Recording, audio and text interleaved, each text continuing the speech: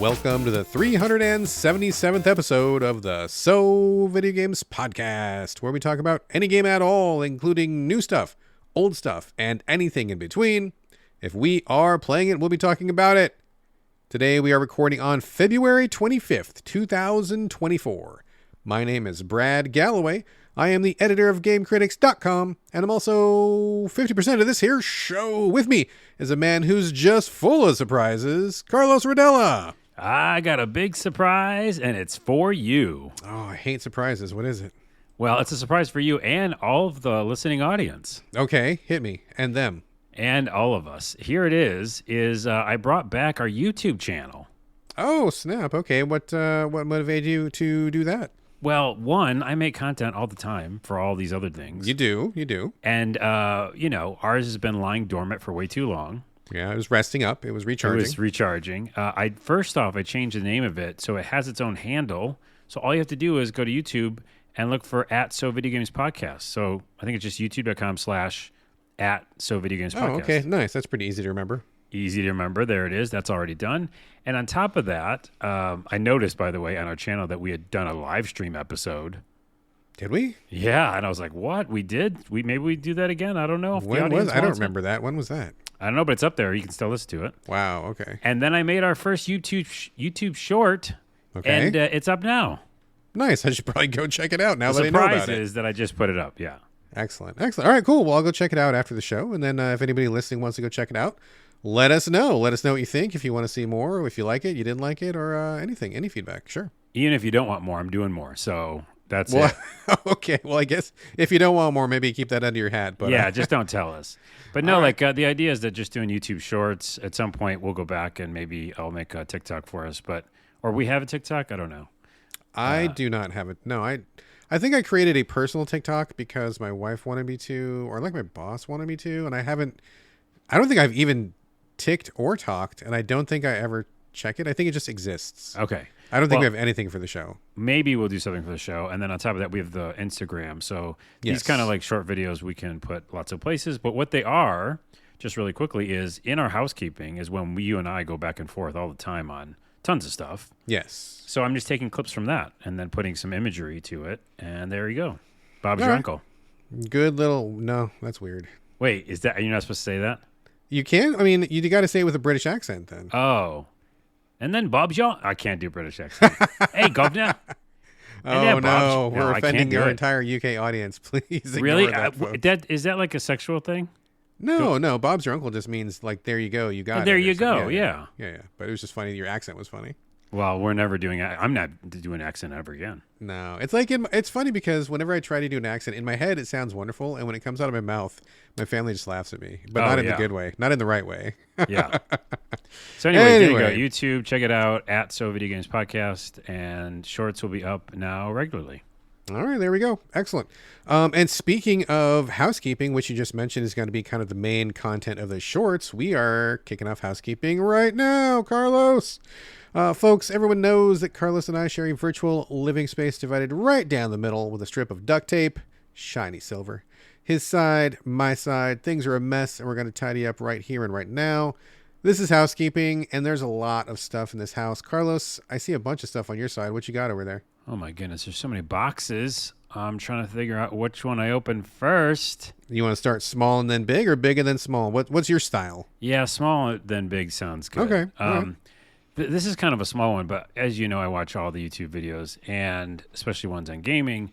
And I saw one from YouTuber Razbutin, which is RAZBUTEN. Okay. He has a lot of really cool, thoughtful, like mini docs on games. And one of them was on difficulty is weird. That's what it's called. Difficulty is weird. Okay. And it's just on difficulty. And it resonated with me so much because basically every single game we're going to talk about today on the show has difficulty sliders, including, obviously the crafting type games nowadays. Mm-hmm. And it's just baffling to me. Like, it's cool that I can have choices. And I think, he was saying something like that in the video as well, like just difficulty being unusual. Like, if it's too hard, if it's too easy, if we get to change it and tweak it, like what's the actual desired experience, that the developer wants you to have. And so that video just kind of got me thinking about it. And then I noticed that all the games that I played, I think every single game I played this week had sliders. And I don't know if I have a comment on this. It's more like just I'm bringing it up to you and the listening audience, but difficulty is weird. And I generally nowadays go to story mode if there is one, just because I want the experience. It's like if I were going to Netflix, I don't want to like have difficulty watching a new episode of a show. Oh, right. You know, and it's almost like I feel that same way with games. Like Elden Ring's a little different, you know, from soft games. Some games that are like that adds to that, like that's the kind of experience that you get really excited and happy that you beat something that's very difficult. That's an exception to the rule, I think. But so many other games that are just like, I'm just a person in a jungle fighting soldiers, or I'm a monster who has to collect other monsters. And yet there's a difficulty slider, you know, like that's all. I'm bringing it up. Okay, I bring it up. I mean, I think difficulty options. I don't know necessarily a slider, but I think, you know, option choices. I mean, does that apply also, or were you focused specifically on sliders? It's on anything. It's just like, you know, like if you don't give us an option, I almost kind of like it better sometimes. Like I did play a game this week, and I can't remember what it was, but it didn't have any. It was just like play the game. You know, right? And if it's too hard, then you kind of get better at it. Whatever you didn't, I think it was Ultros maybe, but yeah, I don't know. I'm kind of confused on it. Like I want to have the option, but at the same time, I'm just so confused on what to pick. Right? Well, I mean, I guess no, you're not confused because you always choose usually the easiest option. And full disclosure, I mean, I usually do too. If there is a game that has no option whatsoever, like you just got to take it as the developers intended, vanilla version, no choices, then I'll play it if I like it. But oftentimes, that's sometimes what gets me to bounce from a game because difficulty is so arbitrary. Every single person is so different. Everybody is at a different stage in their life. Everybody is a different age. Everybody has different experiences. Everybody has different skills, you know, whether that's mental skills or fine motor skills or reflexes or whatever. You know, no one size fits all for basically fuck all anything. And so whenever I get into a game, I do not trust that the developer is going to create an experience that is going to be accessible, and not only accessible, but like comfortable and enjoyable for everyone. I mean, I see some developers who make the games very easy. They want everybody to play. That's fine. I meet some developers who obviously have a stick up their ass and they have something to prove. Their mom and dad were abusive to them when they're growing up, and now they're taking it out on their audience or something. Like there's people who have like way different ideas of like what's normal and like what level of effort they want people to put into their game. Mm-hmm. And I mean, frankly, you know, when I was younger, when I was like 18, 19, 20, full of energy, had plenty of spare time, you know, maybe I would be up for something that asked me to like really devote a lot of hours into practicing my craft and honing my reflexes and memorizing all this stuff. But now I'm in a different phase of life, dude. Like real full disclosure, I'm 48 right now. So that's 3/4 of my way through my life. I only got a quarter left. That's kind of sad. And then, you know, I don't want to spend 4 hours trying to get a counter timing down. Yeah. I don't want to spend 4 hours grinding a bunch of like low level slime so that I can survive level 2 because the boss is too hard. Like I just not going to do that. And so for me at my stage of life and where I'm at, I want a fun experience. I want to see fantasy worlds. I want to see good writing. I want to see cool character moments. I want to see that kind of stuff. And I don't want to work that hard, but it depends, right? Because as soon as I say that, like if Darkest Dungeon 2 hits consoles and it's balls hard, I'll be like, oh, well, that's really interesting. And I want to play that. And I probably will play it no matter how hard it is because I like their systems. I mean, it again comes down to the developer, but I just think having the option is better than having no option. And so people can always play the vanilla version if they want. All you got to do is push start. But there's a lot of people like me who don't want to grind or like don't want to get our ass handed to us every 30 seconds. I mean, I think it's just about where you're at in life, right? It's so true, but at the same time, it's so weird because I guess that's why kind of the YouTube video, it's like it is weird because then the experiences change, you know, like it totally changes. Like if you put something on and there are actually sliders and you turn everything down and everything off. And a good example, and I will just bring it up now for foreshadowing, is Pacific Drive, which I'll talk about this week. Mm-hmm. You can turn off like dying. Okay. Yeah, like you don't die. So that just changes the game, right? Because now you're not worried all the time, and that kind of anxious thing that they maybe wanted you to experience, you're not experiencing. So that's why it's interesting. It's like it's not like any other medium where, like we talk about this all the time, books and shows and movies, you've got options on how to do it. It's more like, there is one vision and that's it. You'll experience it. So. Oh, sure. But I kind of take issue with that. Not what you just, I mean, kind of what you just said, but not you personally. But like, the vision, it's like people, like I just said, people's visions don't always match up with everything. And if you want to like experience some auteur's vision, then yeah, just push start and you'll see what they wanted you to do. And maybe that'll be a good fit for you. Or maybe it won't be. But it's like when you go to a Thai restaurant, man, like you go to a Thai restaurant, there's not just one level of stars. I mean, it's like, oh, how spicy do you like it? Are you like a person from Thailand who wants 5+ stars? Are you like a vanilla white guy? This is your first time eating Thai, so you should probably have no stars. I mean, there's not one right way to make the dish. I mean, a chef can make it in their home, and like maybe in their own home, they're like, well, I'm a 4-star guy at home. Okay, cool, but that might not be the right level of stars for me. That means I'm just not going to eat your food, period. I mean, it's such a fine thing that really depends so much on what people want, and someone's predefined experience oftentimes is not a good experience for me, and so that just means I just don't experience that at all. And I guess the question then has to come down to a developer: would you rather have somebody experience what you did in some altered way with options that you gave us, not like we forced you gave it to us, or not at all? And I think most of the time people will say, well, yeah, I want you to experience what I did. I did some great art. I did some great mechanics. I have some funny bits in my story. I want you to experience that. Cool. And if you're a developer who's like, nope, my way or the highway, get the fuck out. If you can't hang with my difficulty, I mean, cool. Thank you for letting me know. And I'll just see myself out. So, Yeah. I guess it depends on where the developer's coming from too. Well, also the food analogy is a little different because, in these kind of games, just like shows and movies, there's like characters and story and plot and climax. And I don't know if you have all those kind of experiences when you're having Thai food, but the same concept of not one size fits all. And the person who is consuming the thing has to also have some input as to what kind of experience they want. Do you want to leave with a full tummy and feeling good, or do you want to leave with fucking fiery, bloody ass diarrhea? I mean, it depends on where you're at, right? There's no one right experience. Had to be descriptive about it. Okay. Anyways, and yeah, I'm kind of playing devil's advocate here because I like having the option myself. And this week, as you'll see, you take advantage of it all the time. I picked all the time. Yeah. There's an interesting topic. Maybe it's a YouTube short now. Look at that. Get the diarrhea part in there. Oh, that's out for sure. That's out of there. It's out at high speed. No, stop it. Okay, next thing, which is actually related. Elden Ring, speaking of FromSoft and difficult games, the DLC, finally the trailer came out and a release date. What's it called? Shadows of the Erd Tree? Is that what it's called? Tree, yeah. And June 16, I want to say. June something.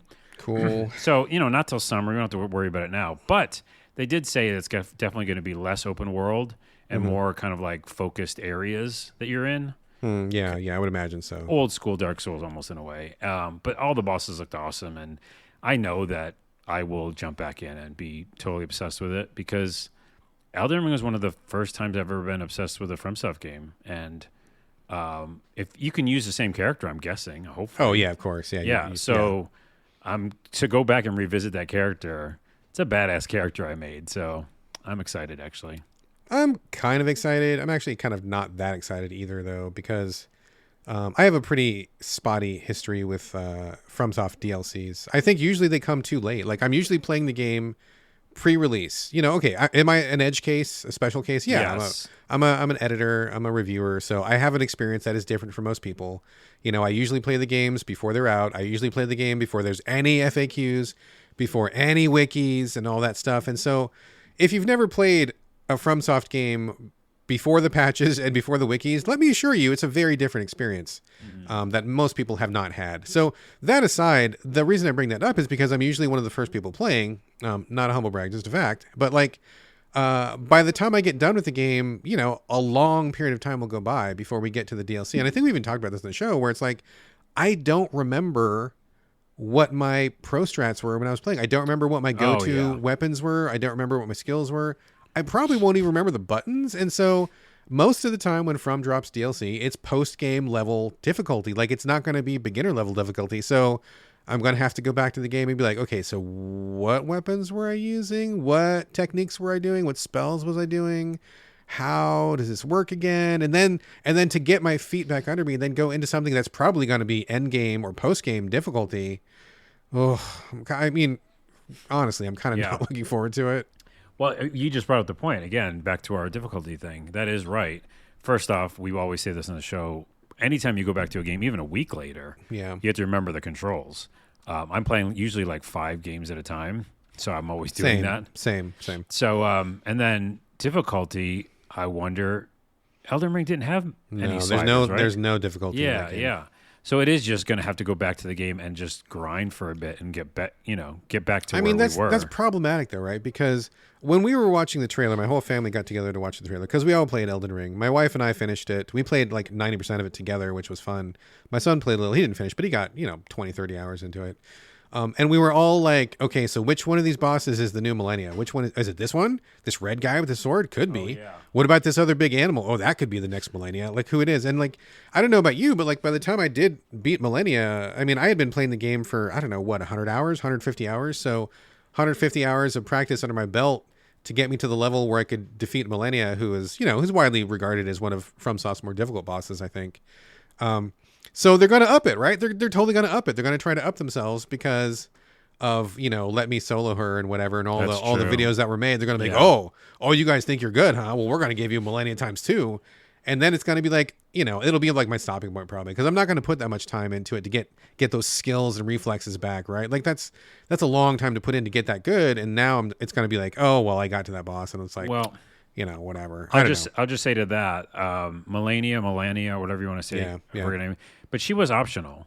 You didn't like the main storyline. I beat. You don't have to beat her. Yeah, she was like in an extra area and stuff. But still, like, I mean, how good does it feel? And I mean by good, I mean not good. To like know that there's a boss who just like stomped on you. That doesn't feel good. No, but my point is, if this DLC comes out and it's mainline, it's like here's the main core thing you should do, and then try to beat it. I'll probably still try to do that, but if there's like 8 optional bosses that are like super hard, I just won't fight them, So I mean, but that to me feels terrible. So I can't. Really? Oh, that doesn't sit well with me. I'm fine with it. I can't hang that. Okay. Anyways, that's a thing. We just thought to bring it up because we've definitely talked about Elden Ring on the show a lot. Yep. And then I saw a trailer for Kingmakers, and I'm all in. I didn't know what this was, but this developer made a game called Road Redemption, which I'm going to talk about next episode because I'm playing it right now. And Kingmaker's trailer, it shows like it's like Mount and Blade, like a bunch of warriors fighting each other. Oh, that's right. I saw this. It was like 1,000 medieval warriors on a battlefield or something, right? Right, but that's the beginning. And then 20 seconds in, a guy drives into the mess with a truck, like a regular pickup truck. What? I didn't see that part. Yeah, and he plows through all the soldiers, and he gets out, and he's got a machine gun. What? I better go back and watch that trailer. And you control him, okay? And I'm in love with this game already. And it comes out this year, I think. And he's got, all of a sudden it shows a bazooka and there's a helicopter that flies over. So it's like mixing the worlds together. Oh, man, I didn't see that because I saw the PR email and I'm like, oh, it's another one of these medieval political dealing. And I watched the first 5 seconds of the trailer. I'm like, yeah, whatever. Exactly. Oh, man, I should have watched. You to do that. It's 20 seconds in. You got to get to the good stuff quicker, people. Get to the good stuff quicker because I got so little time. I'm okay with them because basically they did what you said. They set you up for like what you thought. And then they usurped it or whatever. Yeah. Anyways, so they have made a few games and one of them is Road Redemption, which is a bike combat game, which is over the top and ridiculous. So I just purchased that. I think it's $5 on Steam right now because it's older to kind of get their vibe, because I can't get Kingmakers yet. Okay. But I am just telling everybody I can find about it because it just seems funny and interesting. And the very end of the trailer, they show sci-fi. So it's like, all right. Fuck yeah, dude. The crow has been eaten. I'll go back and watch more of that trailer. It just started off. I was like, whatever.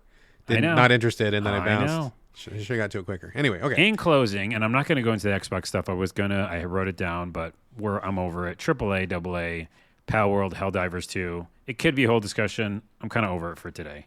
Indie Revolution might be coming. Who knows? AAA's in trouble. Blah. Go watch our YouTube short. It's actually on that. But Nintendo Partner Direct happened. And, you have a Switch. I do. That Partner Direct kind of caught me by surprise. I didn't know it was coming until after everybody had talked about it. Yeah, you told me about it. Other people told me about it. And it was, did it come at a weird time? Did it come at nighttime on Japan time or was it during the day? I think it was during the day, but the fact is I think they delayed it just day-wise because of Xbox. Yeah, I don't know. It just I was all of a sudden my timeline was blowing up with Nintendo stuff. I'm like, what? What's going on? And then you told me about it. I had to do some research and stuff. So yeah. Anyway, tell us, Carlos, Partner Direct. I thought you watched it. Oh no, I didn't watch. I don't watch those. Oh. Never watch those things, dude. I watched a little, but I'm not here to report on it. I just wanted to see if you saw anything from it. No, but, I don't watch any. I don't have time to watch anything like that. That's okay. ridiculous. The No, only but thing I did. the only thing I like is the Fantasy Life. A new Fantasy Life game's coming. Oh yeah, we've known about that, which is very exciting to me. It's very exciting. I love that series, and it just made me think like, do I want a Switch now, or do I want Switch 2? Just wait for the new one. Just wait for the new one. Cool, but news came out this week that some documents, blah blah blah, leak that Switch 2 is not going to come out to 2025. Yeah, I heard that. Okay, so that means all year I can't play Switch if I wait. And I mean, you've been okay without it this whole time. I think you'll be fine. Just wait till you get to the new one because you're going to regret it if you don't. You're going to get the old one, and you're going to be like, yeah, this is fun, whatever. And let's not forget, you're not really the world's biggest Switch fan either. So then I'm not, but I want to go back in. I mean, the minute Fantasy Life, the new one comes, I want that for sure. so bad. Just hang on to it. And then Switch 2 is going to drop. And then you're going to be like, God damn it, I got the old Switch, and why didn't I wait for the new one? Brad, why didn't you make me wait? And I'll be like, dude, I tried. No, just wait for the new one. Just wait for the new one. We'll see. But yeah, they showed that new Mickey Mouse kind of remake, which seemed cool because that has fond memories of that when I played it back in the day. That's the one from the Illusion, Castle Illusion? Spectre, what's his name? Warren Spector? Warren Spector, is that his Castle Disney? Illusion. Yeah, I think that's it. Yeah, with the art, like the ink brush or the paintbrush mechanics and stuff. Yeah. Yeah. And then obviously they mentioned all the Xbox stuff. So that's why I think Xbox went first and then they went second. So they mentioned the games like Grounded and was Pentiment on that list, I think? Pentiment was on the list, which is a really weird one to bring to Switch because it's going to be so small on that screen, It is dude. going to be small, yeah. I think that works pretty well on PlayStation, which it's already on the PlayStation Store. Yeah, big screen. You need a big screen for that game. You and I already played it, though. We played it when it came out. Yeah, I thought it was fine. I didn't get too far into it. I like the art. The art is awesome, but it didn't click with me, honestly. I didn't want to make it about Xbox, but I will say that I still think Hi-Fi Rush and Pentiment are weird choices for the beginning. Even Grounded and Sea of Thieves, I get it because they're live service games. But for those other two, like they say that those are the test ones. What are they expecting? Are they expecting tons of gangbuster sales? That's not going to happen. No, those games aren't like that. Like that's not even a good fit for the hardware. Honestly, I mean, Pentiment is going to be really, really small and hard to read. Sea of Thieves, I'm not really sure how it's going to handle that open world on a ship multiplayer at the same time, handling 4 or 5 people servers. That doesn't sound like a good fit for the current Switch. I mean, maybe Switch 2, but not this one. So I don't think they chose good games, honestly. I don't, like you said, I don't know what they're expecting. I don't think, okay, and this is the last I might say of it for a while, but I don't think it's all smoke and mirrors and it's all doublespeak. A lot of doublespeak in that meeting that they did, their business update, which always sounds funny when you say it, business update. It's just smoke and mirrors. It's just calm down the Xbox fans because they're going to obviously do tons of games. So I don't think it's a test. It's not a fucking test. They're just doing it. They're just going to open up all their games. Sure. So it's not a test. And these are just like putting their toe in the water so that everybody doesn't get mad at them. I think that's all it is. It's the easiest, it's lowest hanging fruit. That's what they say. And it's like, yeah, live service makes sense. Hi-Fi Rush, huge game, everybody liked it or whatever. Well, not huge, but So I think that's what it's not. They're not expecting anything. It's smoke and mirrors, and they're just doing it so that everybody doesn't freak out. We shall see. We shall see. Nintendo Direct happened. There's a bunch of games. Well, I was going to say, since we're on the topic, let's just hang out here for a second. Yeah. Because they did drop a bunch of demos during that Direct. I didn't see it during the time, but I read about it afterwards, and I tracked them all down. And also, they are in the Switch store. So just as a heads up to people, they kind of buried it. Not really, but like when you do a search for a game, it took me a minute to find out where all the demos were. But if you go to the Switch store, the eShop, and then you go to search for a game, there's like an option that says filter by, and you can click filter by games that have demos. So you have to like look, it's like 1 or 2 menus in. It's not just like right on the homepage of the store, which I think is kind of a bad idea. But you can find that. And then there's also actually a surprising amount of games in there with demos that you probably don't know about. So not just the new ones, but games that have been in there for a while and the demos are still there. So just FYI, in case you've never been to the demo section, I know it's not easy to find, but it is there. You can find it. And then that's where you're going to find all of the most recent demos that just dropped during this partner direct. For example, yes, Unicorn Overlord that you and I both tried. Yep, that's in there. And the one I told you to try for this show, but I bet you didn't.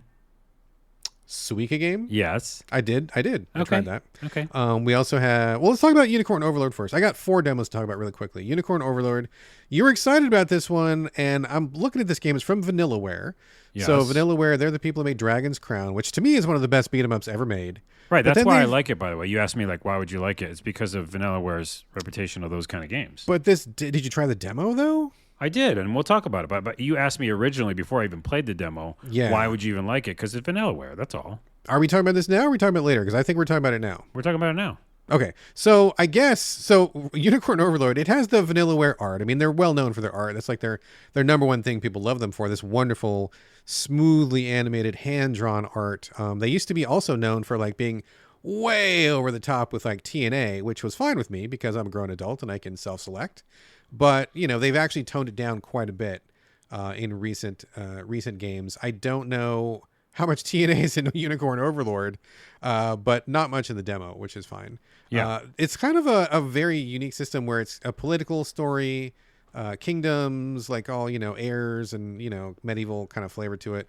And then you get to the combat and it's kind of like you assemble a team and tweak their stats, but then it kind of auto runs. Yeah. Kind of like a turn-based tactics-ish sort of a thing. And as I was playing this demo, I'm like, okay, I'm kind of bored by the story because I'm just not one who gives a shit about like Game of Thrones political maneuvering and stuff. I just find it really tedious and boring. But the gameplay, the system was kind of interesting. But as I'm playing this, like the only thing I'm thinking of is like, Carlos is not going to like this game. Why are you interested in this game, Carlos? Well, I told you, Vanillaware, I like the art, and I generally like the action stuff, and I knew it was strategy, and I thought it was strategy, and then when you do the actual battles, you would choose the options, because that's what it feels like, you know, especially even from the trailers. Yeah, but you do not do that. You do not do anything. So you literally just look at passives and different type of skills that each character has, and you can change those around. I don't know if you knew you could do that, but you can. Oh, yeah. And it basically is, people are saying it's Ogre Battle and Fire Emblem and Advance Wars, basically. So it's that style of game. And you don't like any of those games, dude. No. But again, I'm telling you, to answer your question, for once and for all, I like the art, and I thought it was going to be more action-oriented. That's why I thought I would like it. Yeah. But it is not. So so I don't like it as much. Yeah. But their overworld map, I will say, is more interesting than just straight like Fire Emblem or something, because you do have side missions and you can go kind of wherever you want on the map. Yeah, I like that. So I was like, I'm going to go do this side quest. And then when I went over there, the action took place in that area, which is kind of cool. Like the art looks like, you know, where you are. That kind of goes a long way with me. And then when you do it, you can leave and then go somewhere else. So I like the open nature of it, but it did bore me, the combat. Yeah, I'm like, I don't want to do nothing. I mean, it bored me, and I play a lot of turn-based tactics games. Like, I think I'm way more in this bucket than you are, and I'm like, there's no way Carlos is going to play this. There's no way. Well, I played it. I mean, you did play it, but like, Yeah. you're not going to like get into it and put 80 hours into it or anything like that. But like, I'm not. it was such a strange choice because the first time I did the battle, I'm like, what is going on? Like, nothing's happening. I'm just watching it play out. That's a very, very interesting choice. Not even having any active time events or anything like that, where it's strictly just about stat management, and then you hope you did good, and then you kind of, you know, bump your guys into each other and let them auto battle out. I mean, I'm not going to say it's a bad idea. It's an interesting idea. It's a different idea, but it did leave me pretty cold and bored during the demo. I was like, it's not very fun just to like watch this stuff and move them around on a board. So we'll see. It's just a demo, so who knows? Maybe there's more to it, but I don't know. I guess in this case, more TNA would have helped me out, I guess. Nice. Yeah, because the visuals are always awesome. I did like that. Yeah, they're king. Vanillaware's art is just king. Suika Game that dropped, the one you mentioned. This is kind of I don't want to call it a Tetris game. It's not quite a Tetris game because, I mean, fruit starts at the top of the screen and it falls down, and you kind of like want to make similar fruit touch each other, and then it morphs into other fruit. Like you drop a cherry, hit it with another cherry, it becomes like an orange, and then you touch another orange to it and it becomes like an apple. It's kind of like Tetris, sort of, or kind of like Puyo Puyo, maybe, vaguely, just like in the idea that stuff is dropping down, but it's fruit. A lot of people talking about this, Carlos. What got you playing it? Well, I wasn't playing it. I was watching people play it on my work. So when I worked at Crown with Twitch, okay, a lot of our shows we were having that game on because it's just so easy to kind of just chill with and have like streamers talk to each other while they're playing it and stuff. Yeah. So I just watched it and I was like, oh my goodness, this is a whole world. Like people there's a community behind this game that just like look at strats and stuff like that. So I was just fascinated with it and seeing so many people be really excited about something so simple in its mechanics. So I thought it'd be interesting for you to try it. Yeah, I did. And I think it is pretty, like the first time I played it, I was like, and so, and then I Right. put it down. But then like the next day I was like, oh, I guess I could drop some fruit. Like, I guess some part of it must have connected me on a subconscious level. So I went back to it. I don't play it during the day, but like, I think, for the last couple days or so, I've been playing it like right before bed. And, I'm always looking for a bedtime game, and it's like the most chill, no penalties. Like you're just dropping fruit. Maybe it matches up. Maybe it doesn't. There's no time. If you die, it's just like, oh no, would you like to try again? It's okay. Like Yeah. they don't even like make you feel bad for losing or anything. So I think in that respect, it's definitely got some merit. I'm definitely coming back to it like once or twice a night before bed. So Well, there you go. It's a relaxing game. Yeah, super relaxing. Another demo that dropped was Pepper Grinder. Did you try this one? No, but I've seen it before and I know of it. You drill through things. Yeah. It's coming from Devolver, which already made me sit up and pay attention a little bit. We're big fans of Devolver. That every game they put out is not a huge win with us, but I think we both definitely can agree that they try new things and we respect what they're doing. Oh, yeah. Yeah, for sure. We're big fans of Devolver. So this is one, I love the pixel art style. It's kind of like pleasantly chunky in a way. And you are like this girl on an island. You find a drill, and basically it's got the mechanics of where you can hit guys with your drill, but then you can jump into not every piece of dirt on the screen, but like specific patches of dirt. And then when your drill gets going, it pulls you along. So you're kind of like zooming through the dirt on your drill, like you're almost like on a rocket or something. And you can turn around, like 360 degrees of movement. And you got to try to like aim yourself so that when you jump out of the dirt, you hit like the next patch of dirt. Usually you're jumping from dirt to dirt. Sometimes there's dirt up above, sometimes below. Sometimes you're avoiding enemies, or sometimes there's a big gap, and so you got to like time your dirt jumps to like drill properly and get enough momentum going. I watched videos of it and I was like, oh, okay, whatever. But then once I actually played it, it actually feels way better in the hands than I thought. And I think that's actually the main selling point. Is it feels very intuitive and it feels very good to move your person around in the drill, like way better than I thought it did, better than it looks anyway. And so once I started playing it, I'm like, oh, okay, yeah, I get it. This is way more fun than I expected. And I spent a lot of time like zooming around, getting all the gems in the dirt and looking for the best places to jump to look for hidden spots in the environment and stuff. So it ended up being a lot more fun than I expected. And I was going to say I'm not looking forward to it before the demo. And this is one of those rare demos that did its job. And now I am looking forward to it. Okay. Wow. Yeah. Yeah, I'm it's sold. that one that you have to play it to feel Yeah. if you dig it or not. You definitely got to play it. There's something different about controlling it, just how smooth and intuitive it is. The last demo I'm going to bring up was Pocket Card Jockey Ride On. Did you ever play Pocket Card Jockey or Pocket No. Jockey Card? No, Pocket Card Jockey. I don't having know one of those any moments. of the words you're saying. It was on 3DS. It was one of the big 3DS Really? download games. Yeah, it was huge on 3DS. You never played it? Oh, now I'm looking at it. Yeah, I played it probably. It's that little. It's like the horsies. Yeah. I'd be shocked if you didn't play it. So many people were talking about it. It was like one of the big games when it dropped on 3DS. Basically, it's a horse racing game, sort of. It's kind of a strategy game, sort of. It's also a solitaire game, sort of. And so basically, all those things are mixed together. You play a jockey who wants to work up in the ranks in the jockeying world, and you get a horse. The horses have different stats, and there's like I think there's horse breeding in it. I think. Based on the previous game. But basically you get into a race, and then you start the race by playing some solitaire. How well you do in the solitaire defines how well you do in the beginning. You get to the middle of the race, you do some more solitaire. That builds up your energy. If you can clear the whole board, you get a big boost. If you only get like half the board, you get like half a boost. And then you go in the home stretch, and there's some positioning strategy where you want to not bump the other horses. And then you got a time when to do your whip to give your horse a little extra boost. And then you finish the race, and then you get some rewards and kind of do the whole thing again. It's a very, very chill and relaxing. It's not action-oriented at all. It's really about playing solitaire and managing stats and numbers and energy of your horse and stuff like that. Very cerebral. And I think this is probably another good one to do like before bed, where it's not going to get the adrenaline pumping, but there's enough to sink your teeth into and to think about that it's enjoyable to play. And you might want to just one or two races a night and kind of work your way through the ranks, Yeah, if you had a Switch, and I don't have one, and I can't have one all year. That's fine. It'll be fine. It'll still be there by the time that you get your Switch. You'll be much happier when you get the Okay, you're going to not let next me get one. it. But by the way, and that sounds cool. Again, it seems like an old school game kind of brought back. But what's that card game everyone's playing right now? Balatro or Balatro. Oh, you Balatro. got it. See, this is why I asked you questions. Yeah, I'm going to actually talk about it in the show in just a few moments. Really? Yes, I'm like ruining all the surprises. No problem. I'll hear a review, but I think it's on every system right now. I think it's everywhere. Yeah, everybody's talking about I saw it pop right up. now. Okay. I have one more thing, and then we can go. Before you do that, let me just give you a little surprise edition, which I wasn't planning on talking about. It's actually really stormy at my house right now. I don't know how it is at your house, Carlos. Oh, yeah. I was just going to mention that. Like, my windows right now continually are like coming in and out of the room because they're like bending with the wind. Yeah. But it's sunny, and that's like a dangerous thing where it's like it's about to get dark. It's really dark. I am further south than you are, and it's really dark, and we've got like that windy sideways going rain right now, and I just noticed my lights are flickering. Oh, no. So, okay, let's hurry up then. I know. I'm just saying, just if we all of a sudden disappear, you know that my power has gone out, and we'll circle back and finish the show this later. is not a live show, and you're telling me because then we got to give some suspense for the listeners. Now they're going to be wondering, oh no, is Brad going to disappear? And then I'll just stop the podcast there.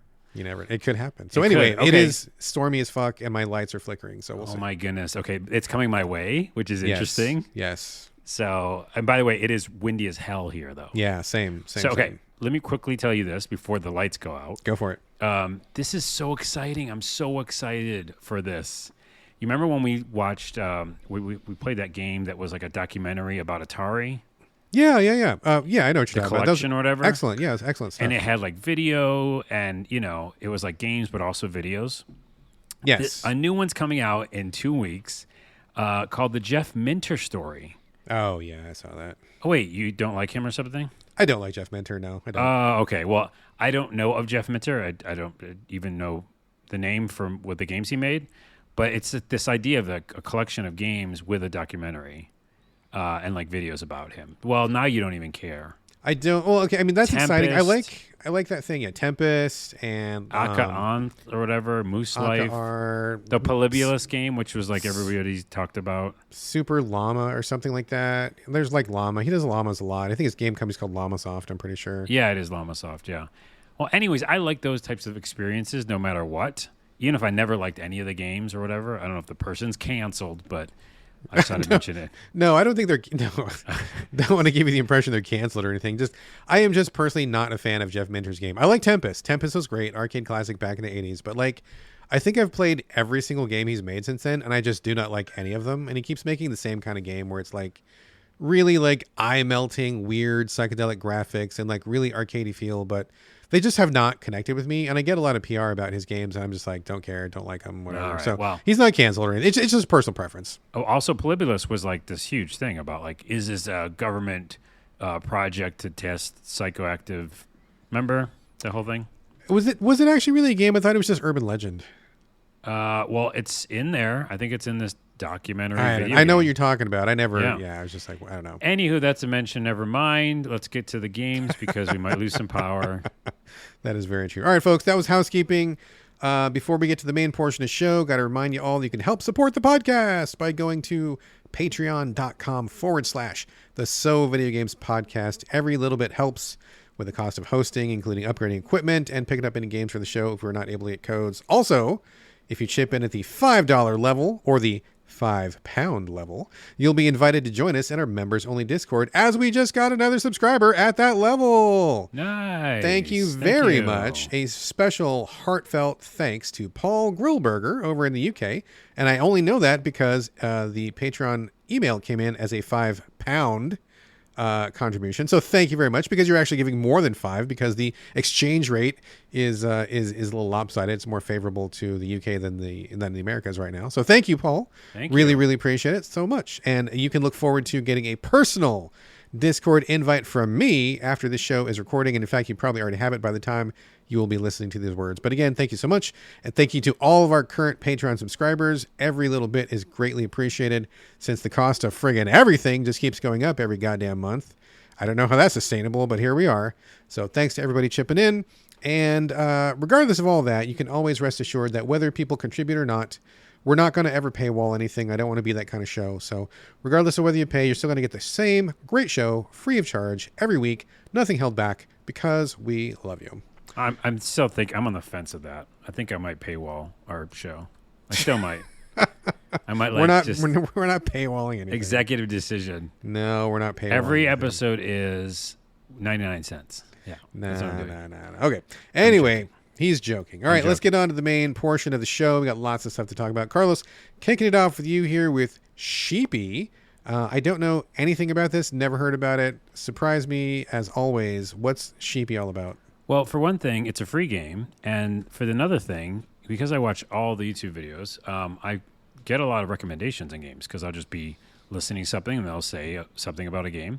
And that's how I found about this. Someone was just talking about indie games, and then they're like, oh, yeah, and about Sheepy, that game made by that person who makes music. And I was like, what? I'm interested. So it's just a simple platformer for free. PC or mobile? PC. That's on Steam right now for free. Free is awesome. Okay. It's like a heavily, like, super well-made game. It's not like, I don't know, it's just like high production values. Think like Ori and the Blind Forest. It's like beautiful. Wow, really that nice, huh? Yeah, it's really beautiful. And you play as a little sheep. It's a 2D game. And it's a short, they call it handcrafted pixel art platformer. About a little sheep who comes to life in this kind of abandoned factory underground. Wait. Sheep are already alive. So what is he if he's not already a live sheep? Is he a dead sheep? Is he a robot I think sheep? in the beginning you basically are dead. It just shows like a bunch of things kind of like lying down on the ground. Like is it a they're not moving. slaughterhouse? No, it's just a little sheep, and he just happens to be like not awake. And you do like this energy, and you put the energy inside him, and he wakes up. So I don't know why. Weird. Okay. Anyways, as you go kind of explore this little factory and these weird different places down underground, you realize, through story and cassettes and stuff, cassettes of like actual audio of like that this is like this weird place that people have been working and it's dangerous and there's like skeletons around and you're just exploring it. But really what the draw is for me is the music's amazing because Mr. Suicide Sheep is the name of the developer / creator. And they make music. Like that's their main thing is to make really cool, weird, electronic, and beautiful orchestral music. So this whole thing is like put your headphones on and just vibe, right? Oh, okay. All right. So it's a 2D platformer. Yes, there's a couple little bosses. Yes, there's like some things you need to do, platforming wise and not die. But a lot of it's like storytelling, which I'm always a big fan of. Like just give me an experience, kind of like we said earlier. There's no difficulty. It's just like, I think this was the game actually I was thinking about, where you just go in and like, try to do this thing. And if you don't do it, we'll reset you and do it again, a la Meat Boy or something. Gotcha. But it is just like the music's incredible. And what's so cool, and the vibe is haunting and this weird underground area. And then also like there's some landscape stuff. But there's a moment that's one of those like click moments that it's like for me, the ending of Braid, and for me, like other moments in games where you go, whoa, this experience is so crazy. I wasn't expecting this, and it's blowing me away. So in this, and I'm going to spoil it because I want people to play this game, you can, you get new things like new abilities, like you get a double jump and can grab onto things and stuff. But at some point, you get a run button, and it's just kind of like you do this kind of running start, and then you run really fast.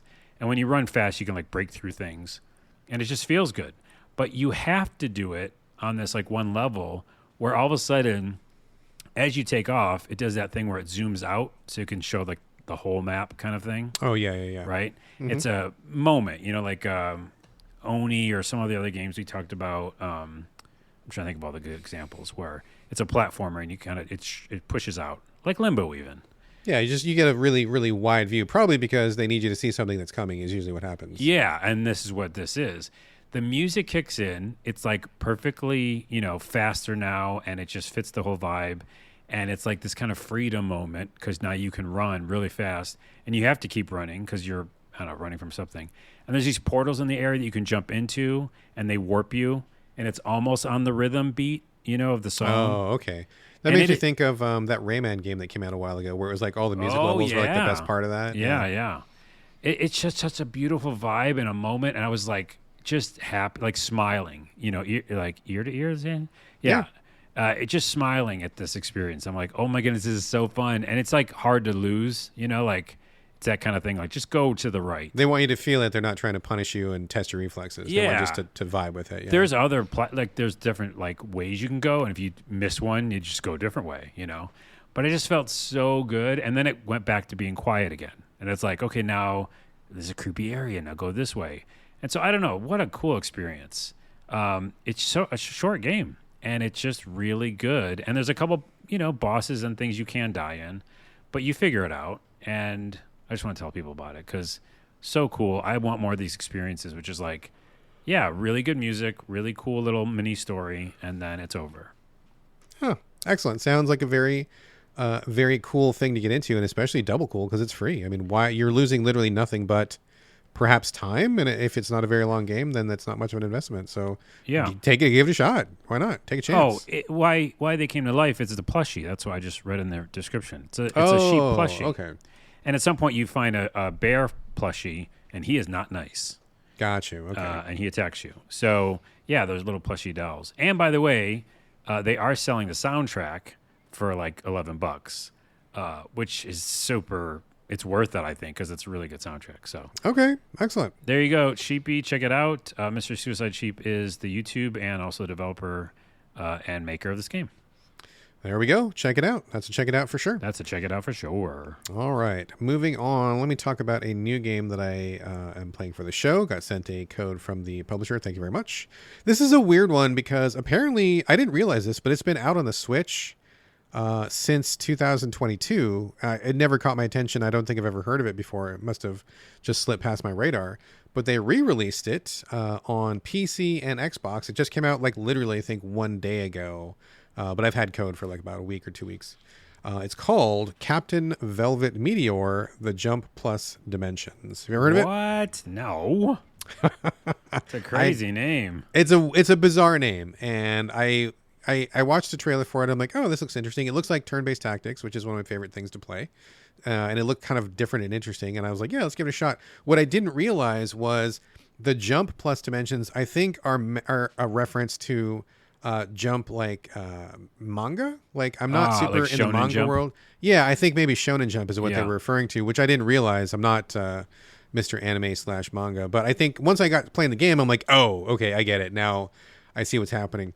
So it is isometric turn-based tactics, but a pretty interesting spin on it. Basically, the story is you're a kid who's living in France, and you must be at least partially Japanese. They don't really specify that, but you're living in France, you got to move, and you're super bummed because you're leaving your school, you're leaving your friends, you're leaving your house, but your family is going to go live with your grandma who's in Japan. And so you move, and then the kid is just like, I got no friends, and I'm lonely, and this sucks, and Japan sucks, and I'm having a bad time. And so what he does is like he escapes into his imagination to kind of, smooth that over. And in his imagination, he is Captain Velvet Meteor. I'm not sure how he got that name, but that's the name he comes up for himself.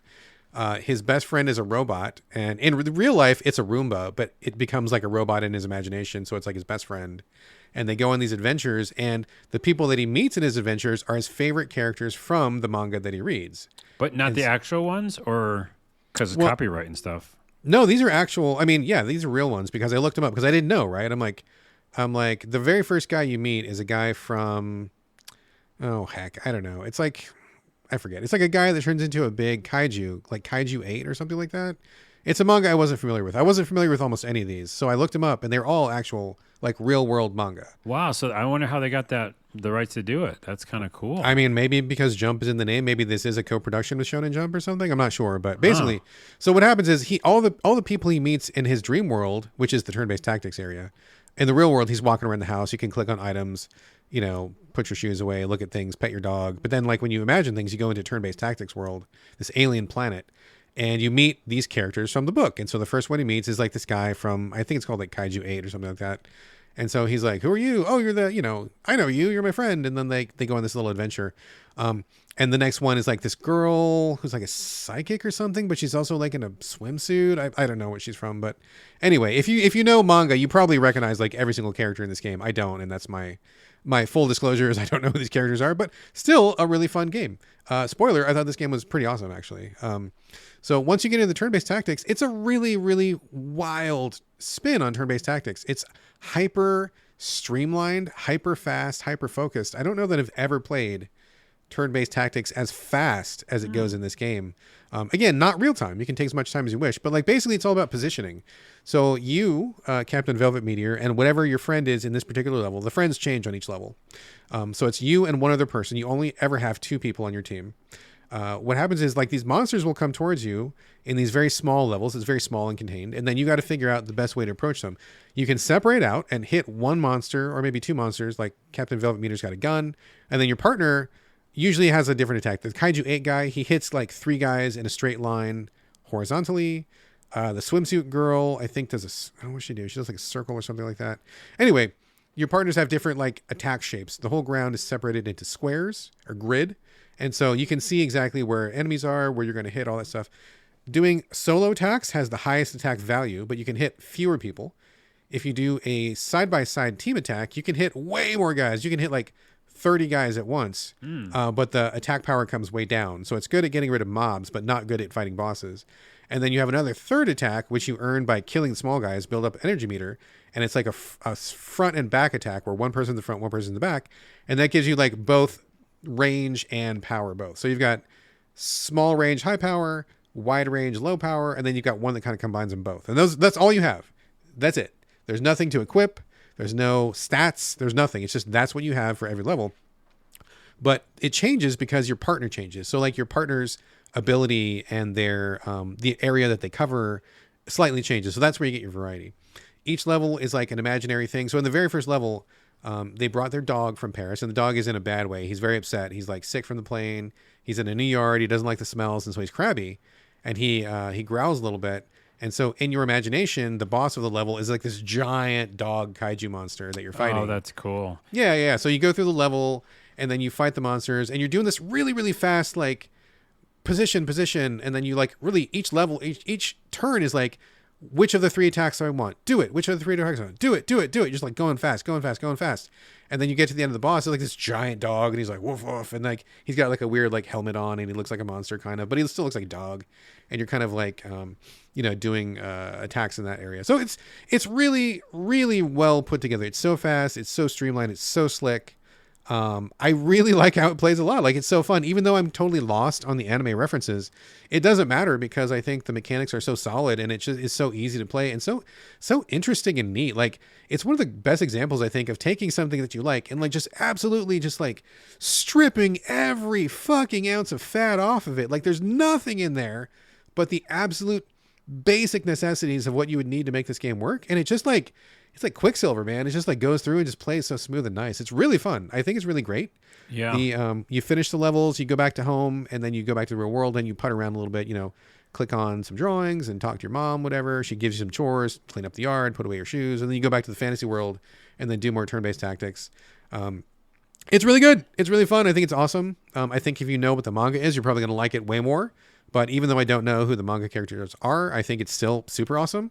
I think mechanically and design-wise, it's tops, and I think it's just so fast and slick and neat. It's just really, really good time. Dude, it's so cool. I'm looking at all of the stuff we were talking on the Steam page. By the way, there's a demo for free right now. Nice. On Steam.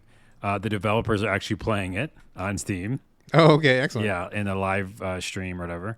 And then on top of that, it kind of reminds me of, what's that game we played where there's like, it's an RPG, but it's like hand drawing stuff. Oh, you're thinking of, I know what you're talking about. Yes. Yeah. The one where it's like the kid who did the art book. Where Yeah, he was yeah. drawing. But basically, I see these drawings. It looks like that. It's like this fantasy world that he's making up. Yeah. He, by the way, has a French dad, Japanese mother. That's there what you go. The combination is. Okay. And it just looks cool as hell, dude. Like, foreshadowing, spoiler, there's a turn-based game that I'm going to talk about on this show that I liked. And I've been liking them if they do things right. Well, again, it's each person is also subjective. But for me, there are certain things, and if you listen to the show enough, difficulty is not extreme. Playability is fun and quick. Like I'm looking, like you said, the speed at which you do the moves in this. So fast. So fast. All these things are checking my boxes because turn-based can be really fun for me if it's done in the way that I like it. And also the exploring kind of section, to be able to have that and then go to the strategy after, I like that combo. Yeah, it's a good balance. You don't do too much of either one. And I think that it's just so well done. Like I think just everything about it is so neat, and just I really appreciate the different feel, because I played a million turn-based tactics games, and a lot of them are just kind of cookie cutter. They do a lot of the same things over and over, but this one is like way out in left field. It does things so differently. It doesn't feel like any other turn-based tactics game I've ever played, and I just think it's really neat. And also, like you said, the artwork is really fun, because I forgot to mention this, but when you're talking to your anime friends, it looks like a page out of the manga. Like they took the art, the actual pencil art, and so when you're talking to them, you look like your own drawing, and then they look like a page out of a manga. So it's kind of like reinforcing that this is his imagination. And like in his room, there's like a bunch of manga books, and so you can see what he's got in there and everything. That's cool. It all just comes together really well. It's like delightful and fun and really original and fresh. So I'm loving it, dude. I think it's very, very good. Check it out. But also the developers made Persephone, which was a game that I think I played. There's a demo out too, and it's also a turn-based game with colorful graphics and stuff. Anyways, check out Persephone. And definitely check out Captain Velvet Meteor, the Jump Plus Dimensions. It's on PC and Xbox and Switch. I do not think it's on PlayStation. All right, check it out. There we go. Check it out. All right. Carlos, Smalland. This one has been brewing for a long time. I've heard about this one for a long time. Gotten lots of PR about it. I've known it's coming for quite a while. And this is kind of squarely in the Honey, I Shrunk the Kids kind of bucket, where you're a small person in a world where grass blades are like trees and the grasshoppers are like rhinos and they're all big and you're very small. I've been wanting to play one of these for a while, and I thought it was going to be grounded over at Xbox, but I was like, I don't know if that's quite the right one I want to play. There's been a couple others, but none of them clicked. I thought maybe this one was going to do it. So we'll get to that in a second, but I know you played probably a lot more of this than I did. You want to talk about Smalland for a minute? Yeah, and also I also bounced from Grounded. Oh, did you? Okay. Yeah, and I think it was because was it more multiplayer focused? I think, yeah. They both are. They both have that option, right? Multiplayer in both. Yeah. But I feel like when I was doing single player in Grounded, I wasn't having fun. And spoiler, like we've been saying all episode, I had more fun with Smalland as a single player game. Yeah, for sure. I think what's cool about it is, if you've seen Grounded, you know what it is. It's your little person. You create your own character, create a server. Again, this is the part where we get to. Oh man, that was my biggest warning, dude. It was like when you start the game, it's like create a server. I was like, oh no, I just want to play like a single player thing. But that being said, I played 100 hours of Pal World. Are you saying Pale? I'm saying Pal World, and I had to create a server for that. So it was the same kind of thing. Yeah, that to me is a big red flag for me personally, though. Well, I did jump around and try to find easiest things. I didn't make it super easy, but you can slide things down. I wanted things to attack me. I didn't want to not have just a friendly backyard. So there's definitely enemies, but I just kind of did the sliders a little bit and just kind of jumped in, and I immediately had more fun. Secondly, what you do is a third-person game running around a backyard. There's insects. There's crafting. There's the insects they can be friendly, they can be mean, and the mean ones you have to fight. Some of the fights, I found this huge beetle, and it felt like Dark Souls for a minute because I was dodging and I had to guard and I had to dodge roll, which I like the dodge roll, by the way, in Smalland. Okay. And so I was having a good time fighting this huge beetle. And I was like, oh, I never felt that good in Grounded. Like, this feels really fun to fight this huge beetle and then beat him and get all the resources. But yeah, you're a third person running around a backyard, all the stuff you would think is a backyard, insects are monsters.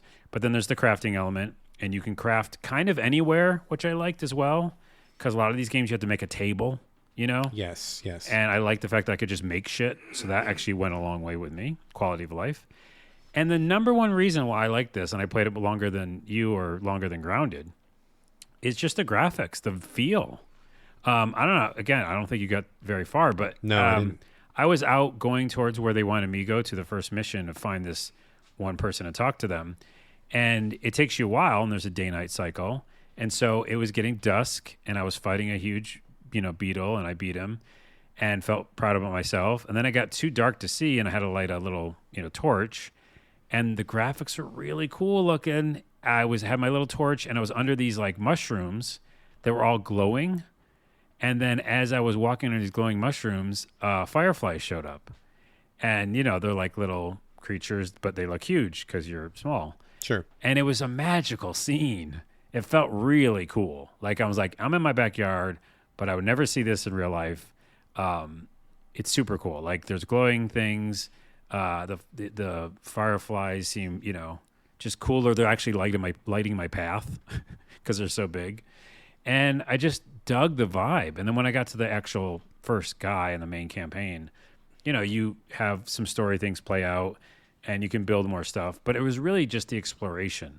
Like I just picked a direction of this huge backyard and just went that way and fought people if I had to, or ran from things that I couldn't beat. Like there's a frog. It showed up, a massive frog. And I was like, I'm not even messing with him.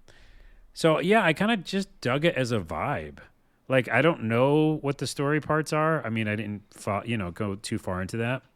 I also must have hit the sliders right because I wasn't dying a ton, And again, that goes back to I guess I picked it good for me, but I don't know. There you go, customizing the experience. Yeah. So I kind of like it quite a bit. I don't know, there's so many crafting games and I'm playing a lot of them and I'm playing a lot of Pal World. So I don't know how much I want to do the crafting stuff. I'm a little fatigued with that. Yeah. But I think in general, with the sliders, I haven't had to worry about too much stuff. And I've just been able to have a fun, exploration journey. So that's why I recommend it. Because I think if you just turn the sliders down, make it super easy, or at least moderately easy, you're going to have a fun time just exploring, I think. What do you think? I have a feeling you have no interest in this at all. Yeah, I bounced on it pretty quickly. I would not even say that I even really gave it a fair shake, honestly. So I don't really have a lot to weigh in on, but I did jump into it, and I want to have that Honey, I Shrunk the Kids experience. I want to run around in the backyard, riding bees and fighting ants and, all that kind of stuff, drinking dew droplets off a blade of grass or whatever. But this is not it. I was hoping there would be more of a single player component. And like you said, you can do a bunch of single player, but obviously there's a lot in there meant to be multiplayer. All the hooks are there. All the structure is there. Starting the server was like, I don't want to do that. Can I put an asterisk on that though? Because I did did play longer than you. I would say that it's heavily more focused on one player than any of these other games. I think that's fair. Yeah, I think that's fair. Because I was building armor and talking to NPCs. And I mean, I could have just kept going for a long time. There was no in Grounded, I felt like I was not having the right experience. And I think that's important to be said. This one, no, I was playing a one-player game for a very long time. Which is good. I think that's a good thing, ultimately. Yeah. But for me, you get hit in the face pretty quickly with, collect some resources, craft this thing, and then, for me, it just, it didn't hit the tone for me. I'm not interested in crafting right now. I'm not interested in building up anything. I wanted to just kind of have a general adventure. So I'm not slamming this game at all. I just think this is not the right game for me at this time, and I didn't really play that much. So I don't really even have any criticism of it or anything. It's just I very quickly realized, okay, this is not what I'm looking for, and I just bounced. So I wonder if either of us have ever played one that is that experience of Honey, I Shrunk the Kids that we liked, because it's not coming to mind if there was one, because they've been doing it for a while. And I will say to leave this mini preview. For me, that's this game. I mean, I think it's definitely seems more geared towards that experience, but it just didn't make the mark for me. And again, that's just me. It's not the game. But if anybody listening has any suggestions as to where I could get that experience, a really just solidly focused one player, you are a small person in a big world, and that doesn't have too much crafting, doesn't have too much multiplayer stuff, let me know. Is there something out there that I should check out? I honestly don't know. So please let me know if you know. Well, that's it. And this is the bow on top, which is, or add cherry on top, it is kind of just one player game with no crafting, where you're small in a huge world. That would be great. Yeah, that would be great. So there we go.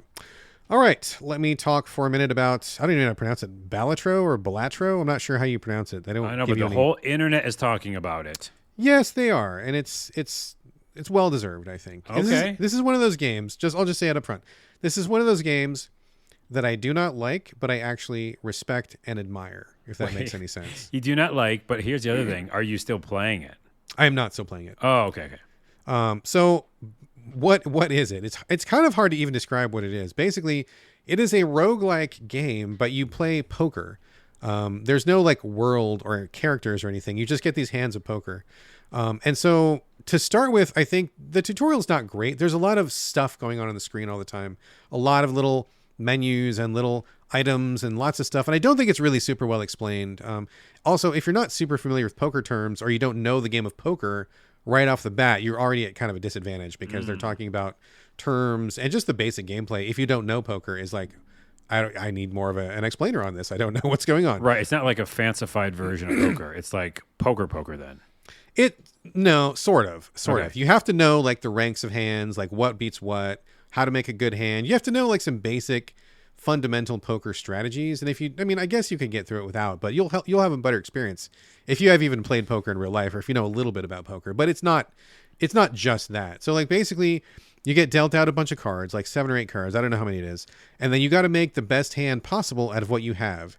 And then if you have nothing that you can make, you have a limited number of redraws, which means you can choose one of the cards from your hand, throw it away, and then choose a new card. Hopefully you'll make a better hand that you want. So for example, if you've got like ace, king, queen, jack, 9, but you really need a 10 to get a straight, which is a pretty good hand, you can throw away the 9 and hopefully you'll get a 10. Or if you're trying to get if you've got a pair of 2s and you want to have 3 2s, you can throw away a couple cards and try to get another 2 and get a better hand. But there's very limited redraws, so you can't just like cycle through your deck until you find something good. I think when I was playing, I think I had a total of like 4 redraws, maybe 5 total if I got a certain upgrade. So you got to be pretty judicious about that.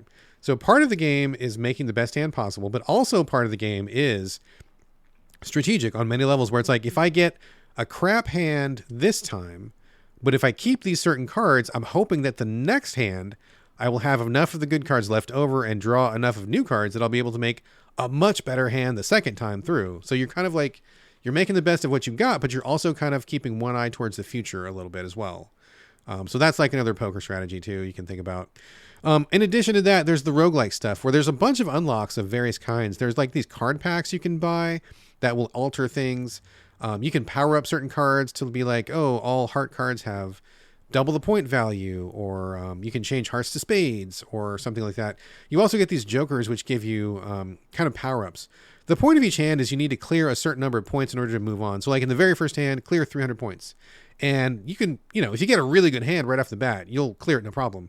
But it goes up and up and up and up the further you go. So you got to keep making better and better and better hands. So like maybe in the first hand, you need to get 300, then it goes 400, then it goes 500.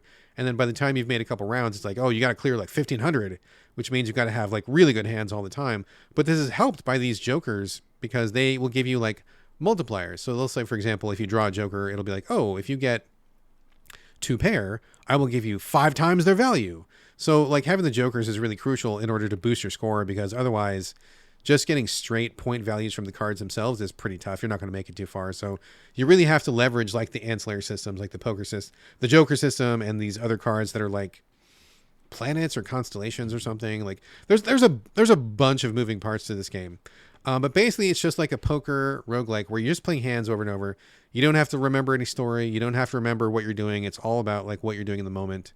And you just like, just kind of keep going, unlock, and just do that. So if you like card games and you like that kind of idea of having like a poker game, but a little bit more to it, a little spicier than your average poker game, I think it's really good. And so what I mean by saying that I respect it and admire it, but I don't like it, is that I think the systems are pretty genius. Like the way that the parts all interact together, the systems, the way the card point values go, the strategy in the moment versus strategy for the future, the way you leverage the different combos. I think it all works together like really, really well. It's very clever. It must have been a bitch to design, like, and to get all these things working together in the way that it does. It's a very finely crafted piece of software. Like I totally respect it, and I can see the quality that has gone into it. So I don't really have any complaints about it, other than I don't think they do a very good job of explaining the systems very well. And I think that if you don't know poker, you're at a little bit of a disadvantage.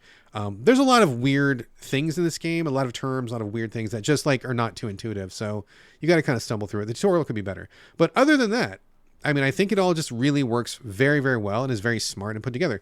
The reason I say I don't like it is it just doesn't really tweak my knobs that much to play poker. Oh yeah. And so I'm just like, I love what you're doing. I think it's such a brilliant idea, but it's just not enough to keep me going. I like fantasy. I like characters. I like story. I like adventure and monsters or sci-fi and laser guns or something. And this doesn't have any of that. It's just poker. So if you're like a person who loves poker or card games, or if you just like the systems, if you're a very systems focused person and you don't need that extra stuff, I mean, you're going to love it. It's a pretty genius piece of software. And I literally, again, don't have any complaints about it. It's just not my flavor, where I just not that excited about playing poker. Yeah, it's like, hey, you ask someone to review checkers. Well, yeah, I guess it works, but I don't want to play checkers.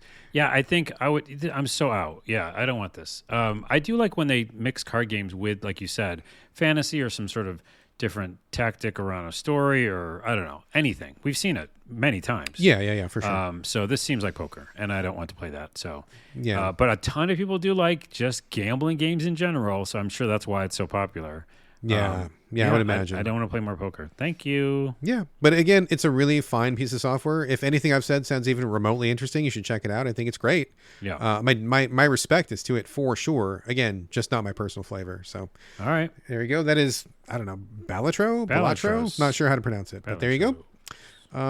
And that's on everything. I believe it's on literally everything right now. Carlos, King Arthur, A Knight's Tale. I don't know anything about this. We had the code sitting around. You wanted to give it a shot. Yeah. To me, it's kind of like surprise grab bag. So I guess, what did you get?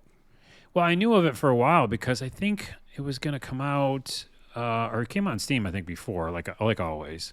And I don't know, it was on my radar because it was that, kind of to my point, taking a common thing, which is King Arthur and the Knights, the Round Table, Camelot, all that stuff, and then tweaking it and making a different kind of story out of it. So I love when you take something and then kind of change it a bit. So I remember liking the concept, which, by the way, what is the concept? It's a strategy game, for one thing, turn-based strategy game. But the idea is you're this knight who killed King Arthur because King Arthur was like weird and kind of different and bad. And then he killed you too, and you both died. But then you both came back to life. So that's the beginning of the episode, or the whole thing. Typical story, sure. Yeah. But it's all kind of like a dark take on King Arthur, with monsters and zombies and again, undead, because you are an undead hero. And I put hero in quotes because you can make choices in this game too. So it's definitely focused on a single player storyline. And, you're making choices, good or bad, some gray.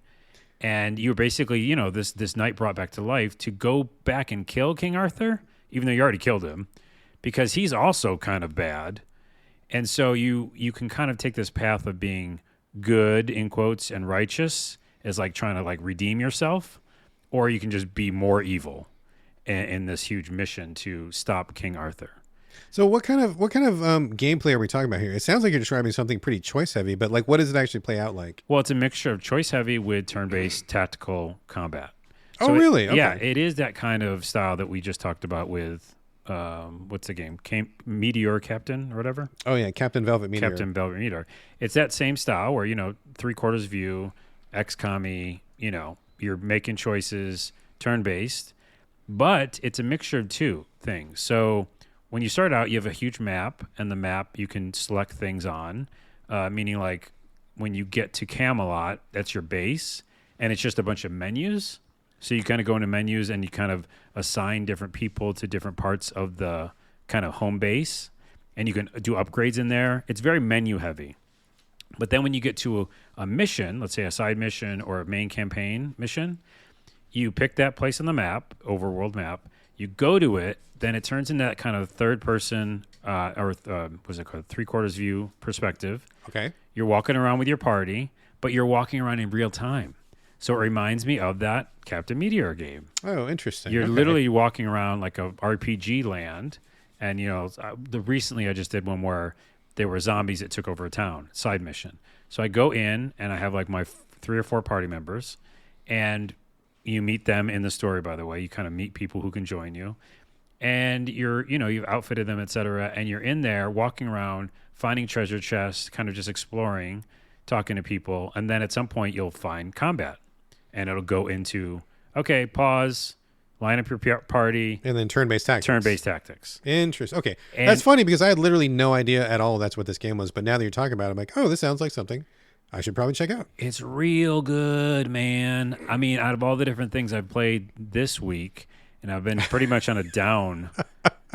Wait, why is that funny? That kind of describes our life for this podcast, right? As we play so many good things, you're like, out of all the things I've played and I'm waiting for this month, this year, you're like, this week. And I'm like, yeah, we play a lot of games for this podcast. It's true. Like, Yeah. you know, for this week, that you could have played 20 games, dude. And this is the best of this week, which is It's saying yeah, something. We Yeah. play a lot for the show. It's also the one I'm going to play later tonight. So it's like that says man. a lot. Okay. So basically, yeah, I like it's like it reminds me of King's Bounty and a couple other games where it mixes that you can walk around a little bit, do some stuff, actually find treasure, and then talk to people, and then you can actually go into combat, and it will pause and you'll do that.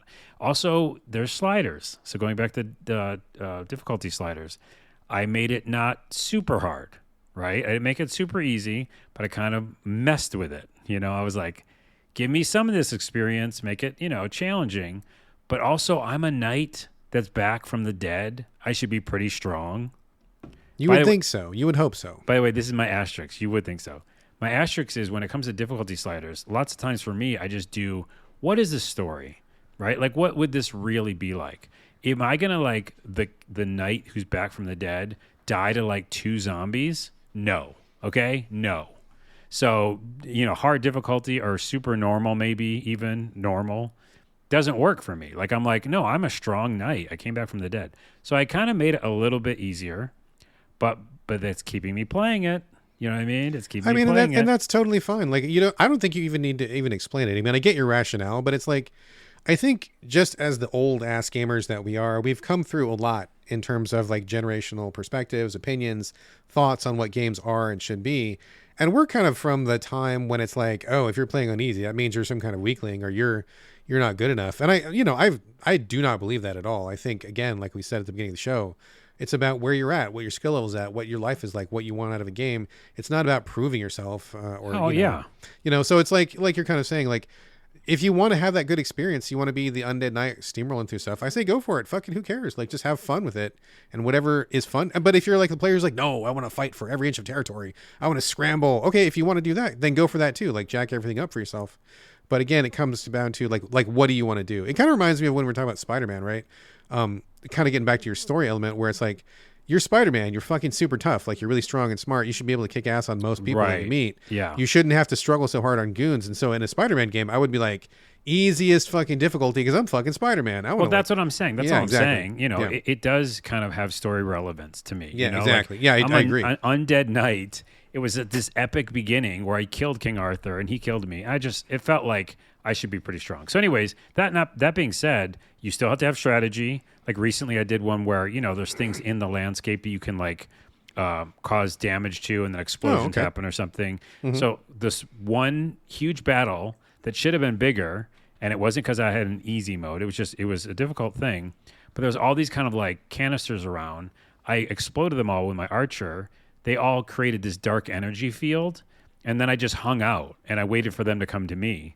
And all of them had to walk into the dark energy and get hurt. Oh, nice. So the environmental effects. Environmental effects is what I was trying to say.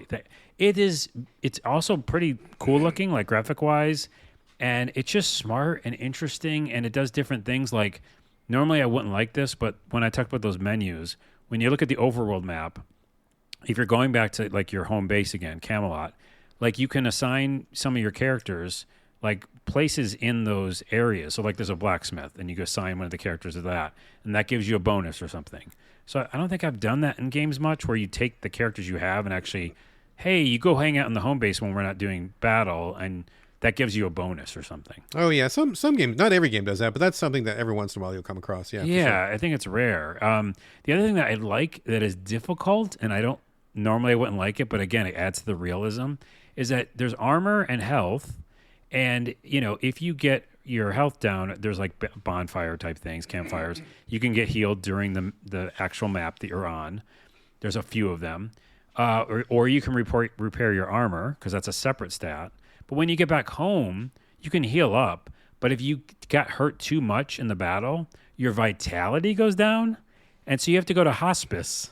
Oh, Which, yeah. you know, which you've built, and then that'll like heal you for real. But you can like die by being hurt too much in a battle. Has that happened in games for you before? Yeah, certain games do that. In fact, a game that I'm playing right now that I cannot talk about until next week has almost the exact same system where you've got these characters and, you know, they can take a little bit damage, but if they get seriously hurt, then they need to go back to like the hospital or they need to rest up before they can come back. And if you keep putting them back in combat, they'll die for sure, you know, for real all the way. If you I kind of like it a little bit. You know, I like some stakes in that way. Yeah, for sure. And then I didn't even mention that each character has like skills. So like, you know, when you're on the battlefield, instead of just attacking or, you know, being an archer and shooting, you do your skill, right? Like everybody has different skills, slow and all that kind of stuff. So I don't know. Everything they do just feels good.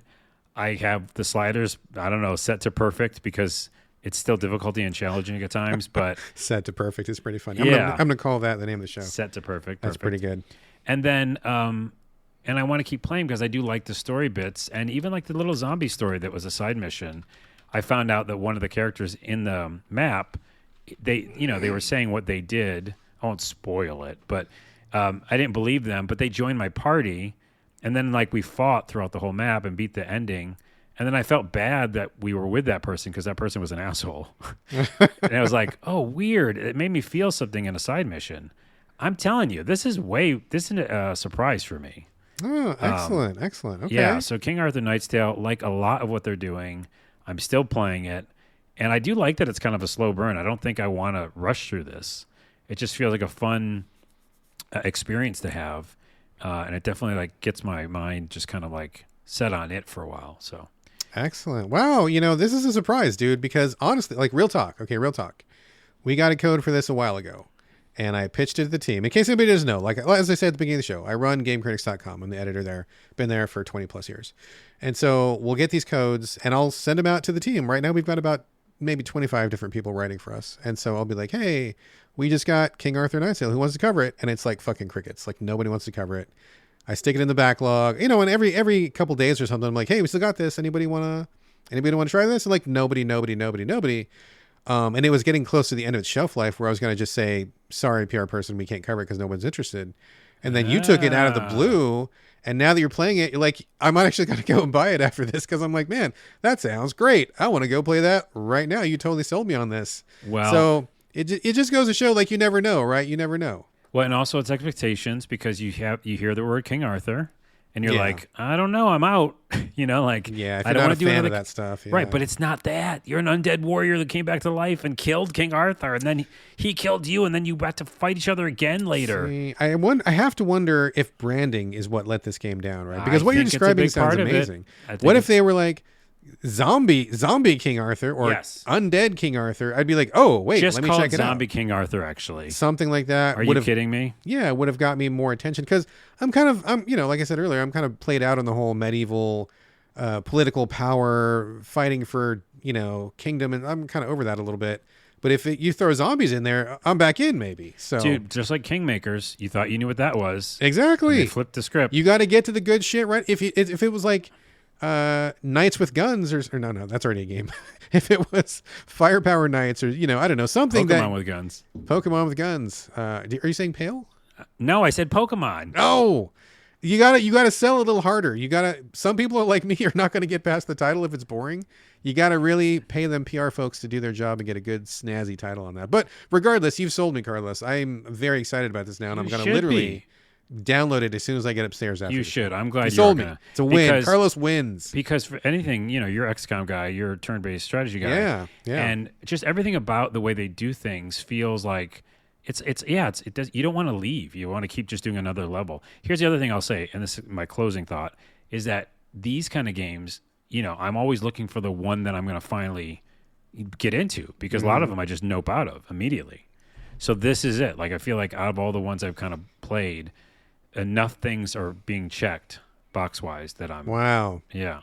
That's so funny because cool. you picked this game up on a lark, dude. Like, it was just but I knew about it. That's why. I mean, you did, but it just, you know, it just so happened. I mean, that it was been sitting around for a while. Yeah, I picked up the code on a lark. You picked up the code, but I mean, you know, it had been sitting there for a while and like no one had picked it up. And like, you know, it wasn't on your radar that particular day. You're just like, what do we got? And like, well, this is what we got. And you chose it. But like, it wasn't like you were after this one with a vengeance or anything. It just No, I just remembered it. I remembered seeing like the key art or something. Yeah. Anywho, there it is. Check it out for sure, and I'm going to play it tonight. It's so funny how things happen like that. Yeah. All right.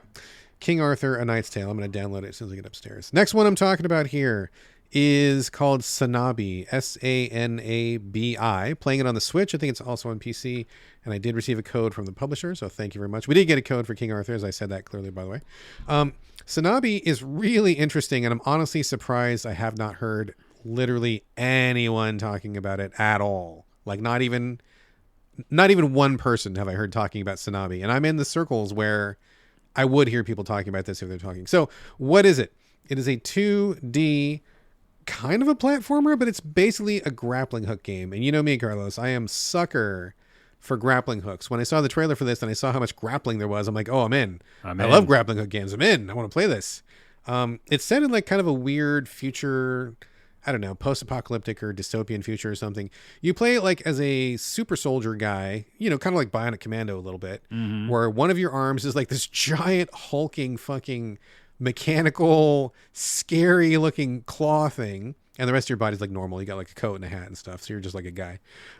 And you go on these missions to do stuff. So let me set this up a little bit. Mechanically, you are swinging around, and I got to say, this is one of the best grappling hooks I think I've ever played in my life, not just this week. It feels super fast. It almost like your brain waves are doing it for you. And I don't mean your brain is sending signals to your hand. I mean, it's almost like your brain is telling the game what to do, and it just picks it up, and the guy just kind of does it. It's so slick. Like the grappling, it's so thoughtful, because the mechanics of grappling is like you hold the trigger, your hook goes out. As long as you hold the trigger, the hook will stay. And it's really clear to see which surfaces you can grab and which ones you can't. There's also, you can adjust a very healthy amount of aim assistance. So you don't need to be pixel perfect when you're shooting your hook out. You can give yourself, I think, plus 30% or something, which is really generous. So even if you're kind of just pointing roughly in the right direction, the guy will autofocus on the thing that you want him to grapple on. And it works. Like, it works really well. The other good thing about this mechanically is that you can just use the buttons and grapple at real-time light speed. I mean, it's fast as fuck, dude. It's really fast. But if you need more time, or if you want to be more judicious about what you're doing, if you aim with I want to say it's the right stick, the whole game goes into slow-mo.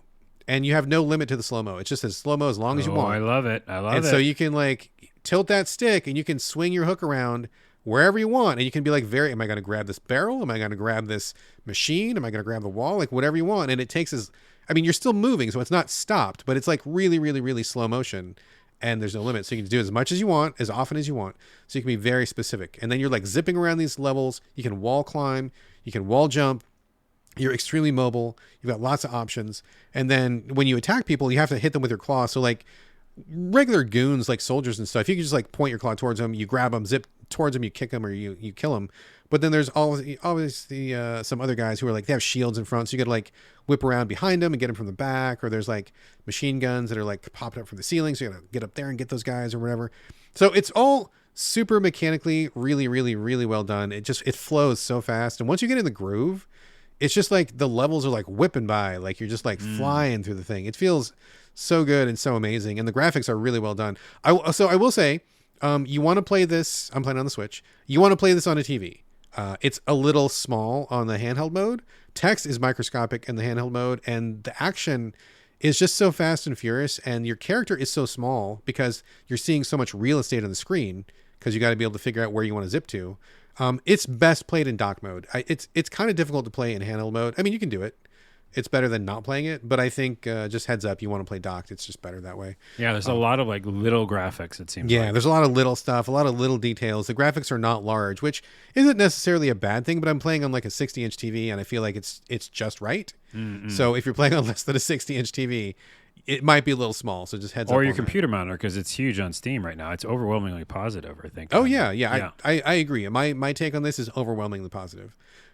So that's the mechanical part. I think it's fucking brilliant. If you like, grappling hook games, this is near the top. I mean, it's got to be like, it's up there with like all your Bionic Commandos and whatever else you're using for grappling hooks. So that's good.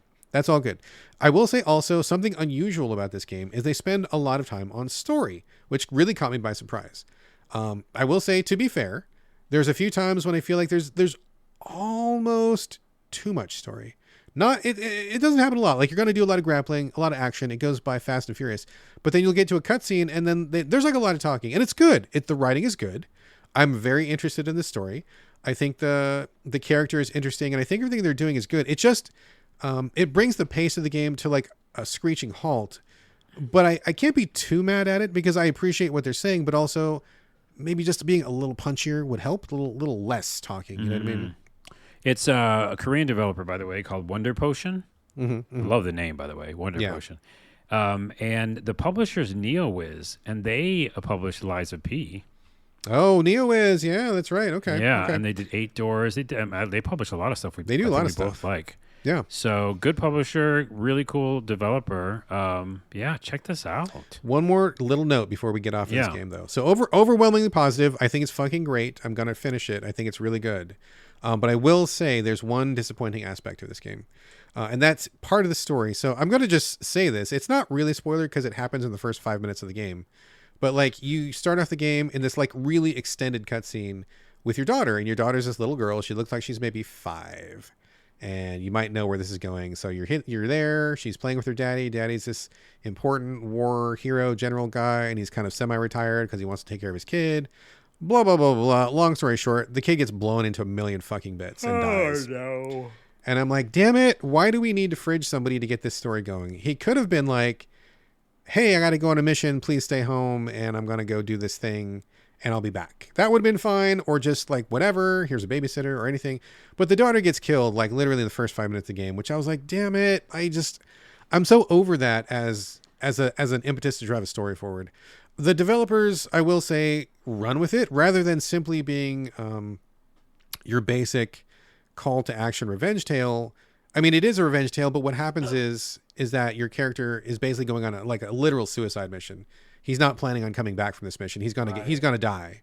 So he's going on this full stakes, send me into the enemy territory on my own. I'm going to get the guy who's responsible for this, and I'll probably kill myself at the same time. So it definitely gives it a much heavier tone and a heavier feel because from the start, this guy's not coming back. And so that gives you a very different feeling to the whole progression. And each story scene has much of a heavier, you can just tell, like it's really well written where he's like, he's not too worried about things because he's not going to try to have an exit strategy. He's not going to try to get out. And so I appreciate that. I appreciate they're doing something different, and I like that. I just kind of wish they could have done it somehow without blowing up the little girl at the front because I'm just really over that fridging people as a mechanic. But other than that, really positive. I like the play. I like the story. The writing's really good. Graphics really good.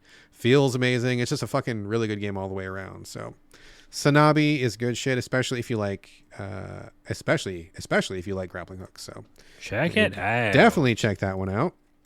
Final game of the show is something I'm quite curious about, Carlos. I haven't tried it yet, but I know the person who wrote the game, and so I'm very curious. I probably will try it, and I've heard lots. We were very pumped about this. I think the whole internet community and games community was pumped about it before it released, and now that it's here, it's kind of gotten a lukewarm, hot and cold kind of response to it. Pacific Drive, where you kind of have a car and you drive on these roguelike missions into some weird foresty zone or something. That's about all I know about it, but I think we were all kind of taken aback by the reveal of really heavy crafting elements to it. And some people think it's okay, and some people have noped out. So I'm really surprised by the response, and I'm also very curious to hear your take on it. Yeah, it's a Seattle studio, by the way. Yeah, I think the forests are real forests that we live near. Yeah, but I mean, the studio is Ironwood. They're from here, right? I believe. I think so. I'm not sure, but I think so. And it's based on Pacific Northwest, and it's creepy, and kind of some background is that we saw it like in some direct, the trailer. Yeah. And I was so in, that's not a spoiler, but I was so in immediately from Pacific Northwest, creepy driving game, which is different. And roguelike I was fine with as long as it's like atmospheric and it's telling a story. And if you watch that trailer, like one of the first ones, it shows like you getting out of the car and seeing creepy, figures. And I was like, I think I'm all in. Like I'm 100% all in. So that's what was the vibe. And another side note, you know how I like to watch stuff and then play the game that's like it? Yes, you like your multimedia experience. Multimedia experience. By the way, anyone who is listening to this podcast and has that experience, tweet me or like message us because, I want to know other people who do that. And by the way, I'm Carlos is Digital now on Twitter. Carlos is Digital. So yeah, I think the vibe going in, because I'm watching Twin Peaks again, the season 3. Okay. Which I've only watched once, I realized, when it came out, because it's a huge thing for me. I'm a huge Lynch fan. And so now I'm finally going back to it, and it's almost like new in a way.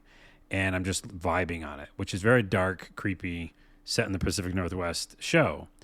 So as I'm doing that and turning on this game, I'm like, when it first starts, I'm kind of all in too, which is the story about you going into an exclusionary zone in this woods, Pacific Northwest, the Olympic woods, which I've been to and is very beautiful and weird and dark.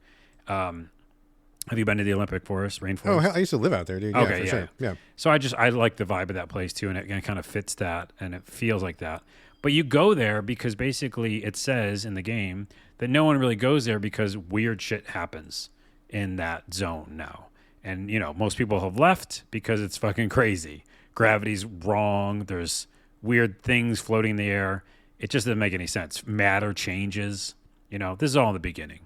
So you kind of are in this zone, and you have to... it's a long story what you have to do. If it was just you have to drive around a car and it was a story campaign like Mr. Sheepy, yeah, I would have given this 10 out of 10 because I like the vibe and everything like that. Oh no! But it's not that, right? That. It's I know it now. Yeah, it's the very beginning is kind of mood where you kind of find a car, you get in it quickly, you're talking to people on a radio, they're trying to figure out and help you out, like why are you stuck in here? I won't spoil anything because it is the whole story is a spoiler really. But anyways, you're in this car and you kind of get to a garage and you kind of get the vibe of the game, which is get out of the car. You can get out whenever you want, walk around first person, and you're going to repair your car. You're going to do things to your car. Then you're also going to get a lot of story in this beginning of this game, which, is like, what's happening? Why am I in this place? And what is this place? You essentially have to figure out what's going on in this zone. You realize that there's not many people in this zone. There's very few people who are going to, go back here because it's so crazy. Matter is all changing. And you are talking to people on the radio all the time, which is like Firewatch. So this game is like Firewatch mixed with crafting, mixed with roguelike, mixed with the David Lynch Twin Peaks kind of vibe. So there's too many cooks in that kitchen for me. Okay. So, the minor spoiler is that I'm not having as much fun as I wanted to because it's jumping me back out to these things which is a lot of collecting and a lot of, crafting stuff. That being said, back to our original discussion, I turned sliders down.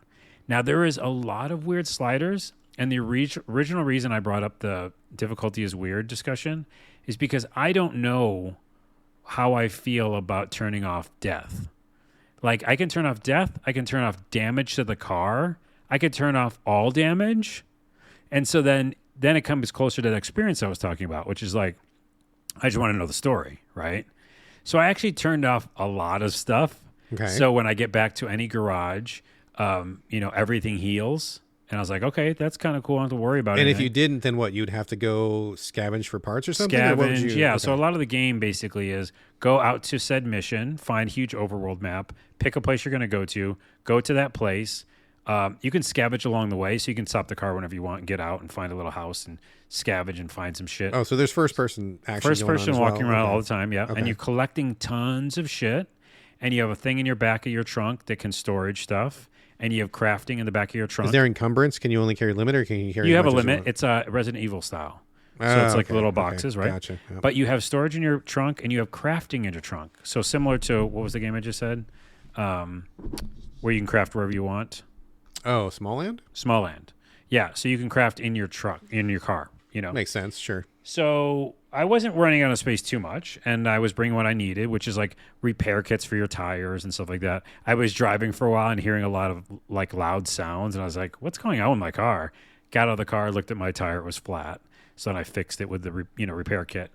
It wasn't bothering me, but here's where I kind of almost noped out last night. Okay. where I was having a good time doing. Turned the sliders down. When I got back to my garage, I kind of enjoyed the storytelling, like Firewatch style. I would repair my car. I kind of liked and saw how people could like the, meticulous finding stuff and hoarding stuff and then crafting. And I was kind of having a okay time. I go out to my next mission, which again, you drive pretty far. And I like some of the storytelling that's happening out there. But then there's these floating bad guys. I don't want to say what they are. There's something floating. And they just picked up my car while I was driving and just threw me in a direction.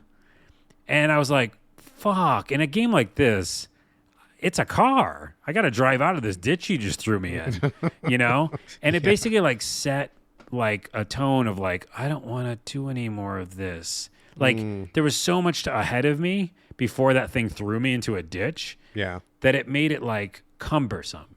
Like at that moment last night when I stopped playing, it was too cumbersome. And I was like, I don't like because this. just like it was just hard to maneuver your car out of it. Like your progress was stopped. And in then that if way? I was damaged in any way, I didn't set off all the damage. So it's like, I still had damage when I was in the mission, right? And then on top of that, like when I got to the next stage, there was enemy, things that could like, I guess I didn't turn off player death yet, but there's things that could hurt me. And I was just trying to get one thing and then leave, but I kept getting hurt by this electricity. And then that guy was coming back and trying to get my car again. And they were trying to tell me story, Firewatch style. Oh, at the same like someone's talking at the same time this is yeah, happening? Yeah. So I'm trying to paint you the picture. It's hard to explain. Okay. But the I think I vibe get is you. like so many things are happening on these little missions that they're trying to tell you story. You're trying to avoid things. You're worried about damage. And then you're thinking about like, looting stuff. So that's like 6 things. I want one of those, I want to watch Twin Peaks and then play this and then like, maybe do crafting at the base. But I just feel like there's so much stuff to do even on each mission that maybe later down the road it gets more story heavy and it's just about like this vibe. I just love the vibe. It was when it was raining, I turned my little wipers on. I like being in a car. There's so much to like, right? Yeah. But there's also so much. Interesting. If that makes sense. It does. It does. I think you're painting a pretty effective picture here. I'm still going to try it just because I feel like I owe it to the writer. Her name is Carrie, who is a friend of mine from Twitter. They are a Seattle studio. I just looked it up while you're talking. So they're in Seattle. So that they're homegrown and they're showing, like you said, stuff that where I used to live and nearby. I think that's always kind of neat to do. But I guess having not played this yet, I want to ask you, Carlos. So if it was up to you, and you've kind of answered this already, but to put a specific target on it, if you could take any of these elements, like what would you ideally want to be doing? Like if you could pick and choose, if this was the buffet of elements in Pacific Drive, what would you put on your plate and what would you leave behind? Or how would you approach this? Here, and this is actually positive for the developers and your friend. There's so much to like here. I like the creepiness and the story, and I think it fits a vibe of not only like Twin Peaks or Pacific Northwest or X-Files and all that kind of stuff. And I like the art, and it definitely feels like Firewatch, which we both liked, right? Big time, yeah. It's just keeping it simpler somehow because there's too many things going on. In my car alone, there's many things to think about, right? Like meters and upgrades that I could be doing, and there's the map, which happens. It operates a different way than normal maps. And then when I get out of the car, there's all the different parts of my car I have to think about. Then when I get out on a mission, there's many different things that can hurt me in different ways. Like there was a gravity thing, and then there was also electricity, and then there was also that guy who was floating and threw my car. That was all just in one mission of one road. And then at the end, I did beat that thing, and it felt good, and I liked going back to my base. I want it to be simpler. I don't think you can, reverse engineer this game now at this point. But that's my answer to you is like, I like so much. Oh, by the way, there's music, which not many games do like actual licensed music. And I like that because then you really get a vibe, just like Twin Peaks or anything else that has a good soundtrack. It's got an original score by this person, but like they all feel like, there's actually licensed songs too. Yeah. It just feels like you could go to a jukebox. You can put the music in your cassette or whatever in your car. So there's such a good vibe, Short answer is there's also so much. Well, I have to wonder. I don't want to be like armchair developer here, although I guess I will be just for a second. So forgive me.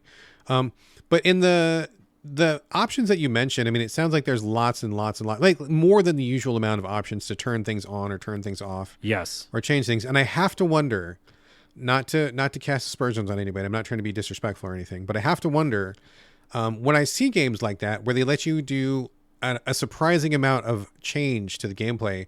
I have to wonder if they realize maybe halfway through, oh wait, like this is too much stuff, or maybe response from people isn't what they expected. Like maybe people don't want to deal with death, or maybe they don't want to deal with, patching up damage when they get back to the garage or whatever.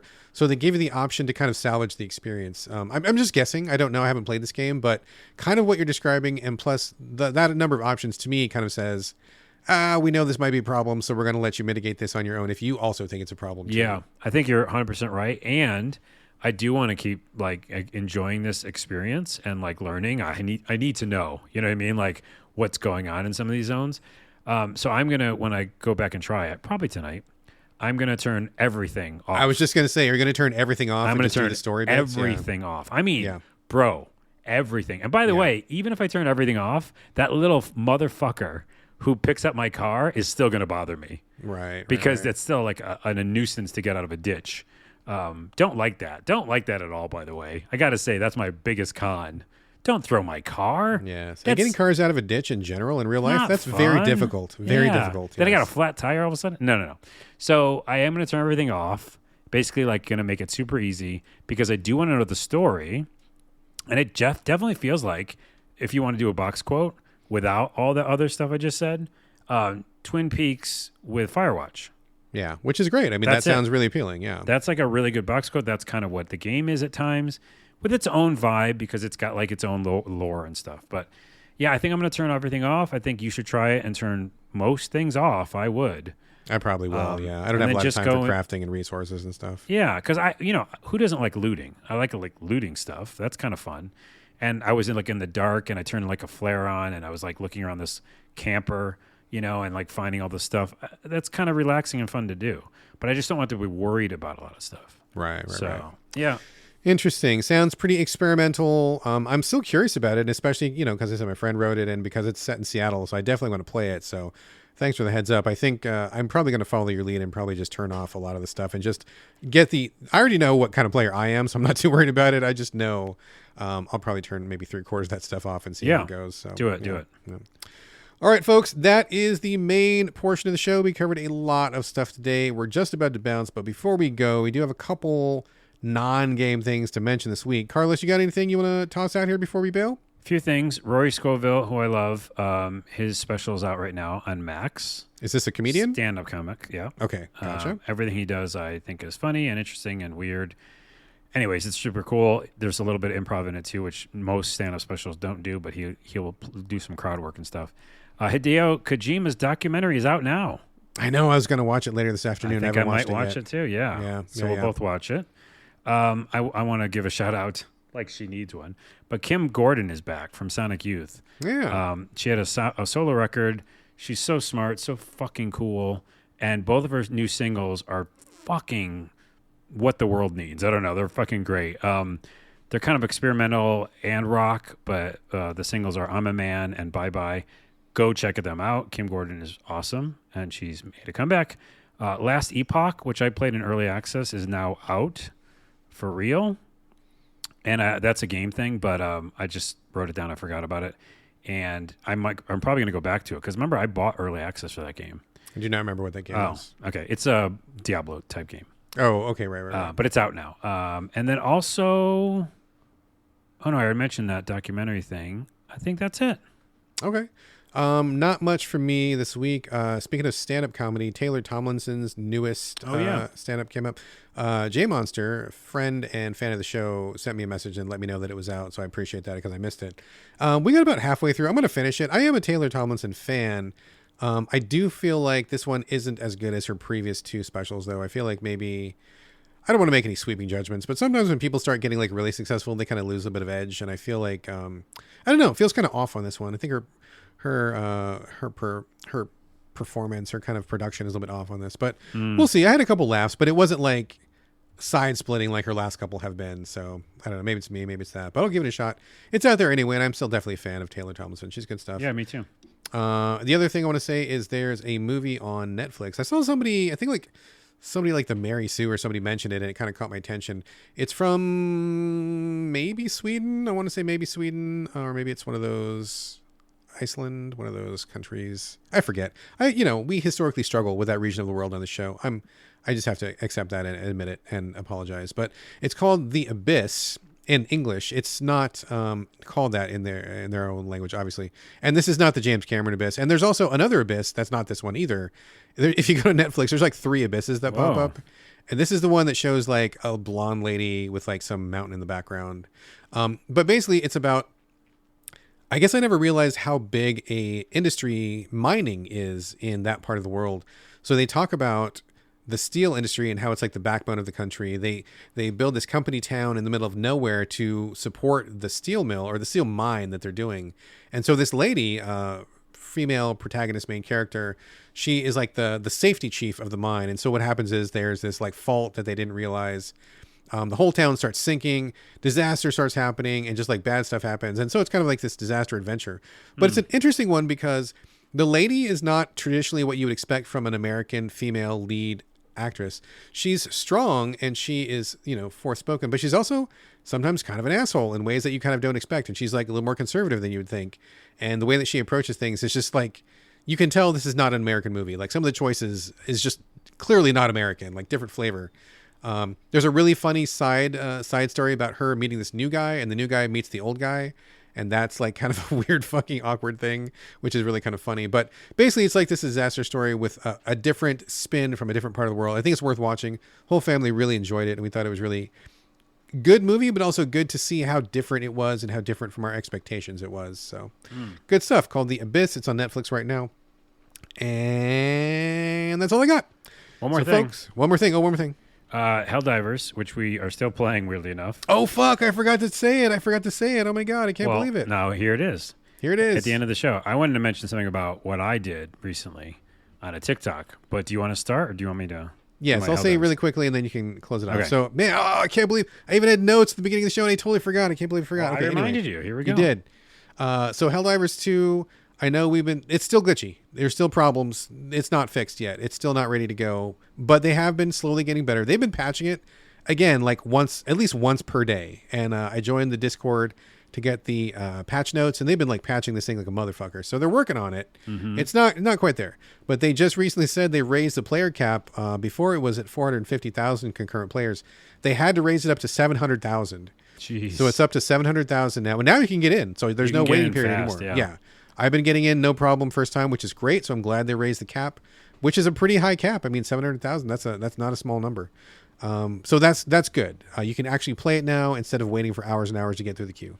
The only other thing I'm going to say real quickly is, this is kind of a funny story. I told you this already, Carlos, but I'm sharing on the podcast here.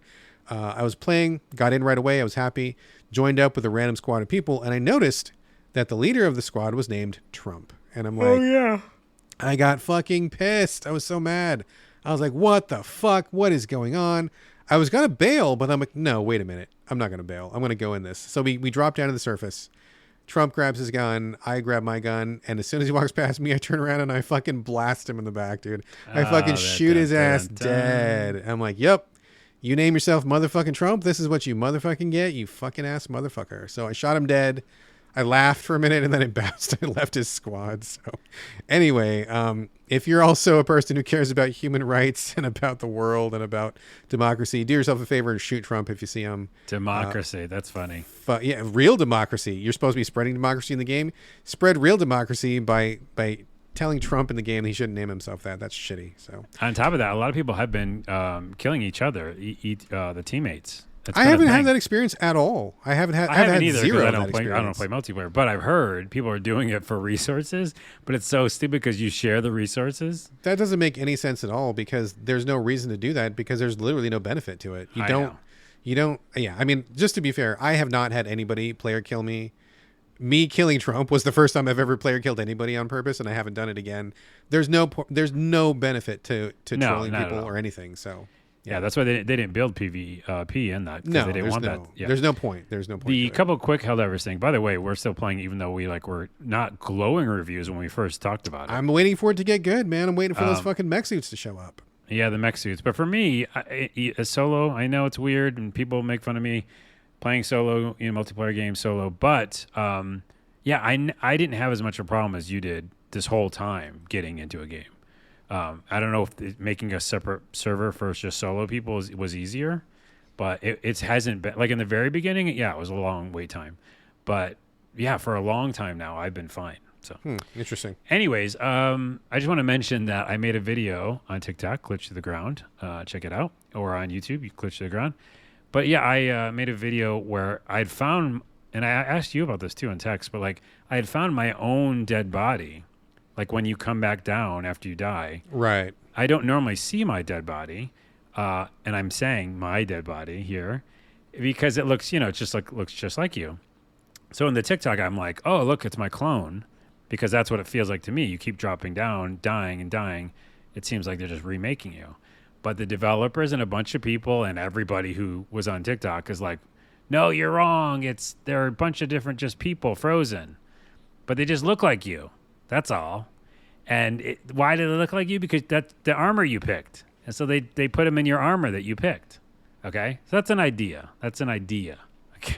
I'm going to prove this wrong potentially.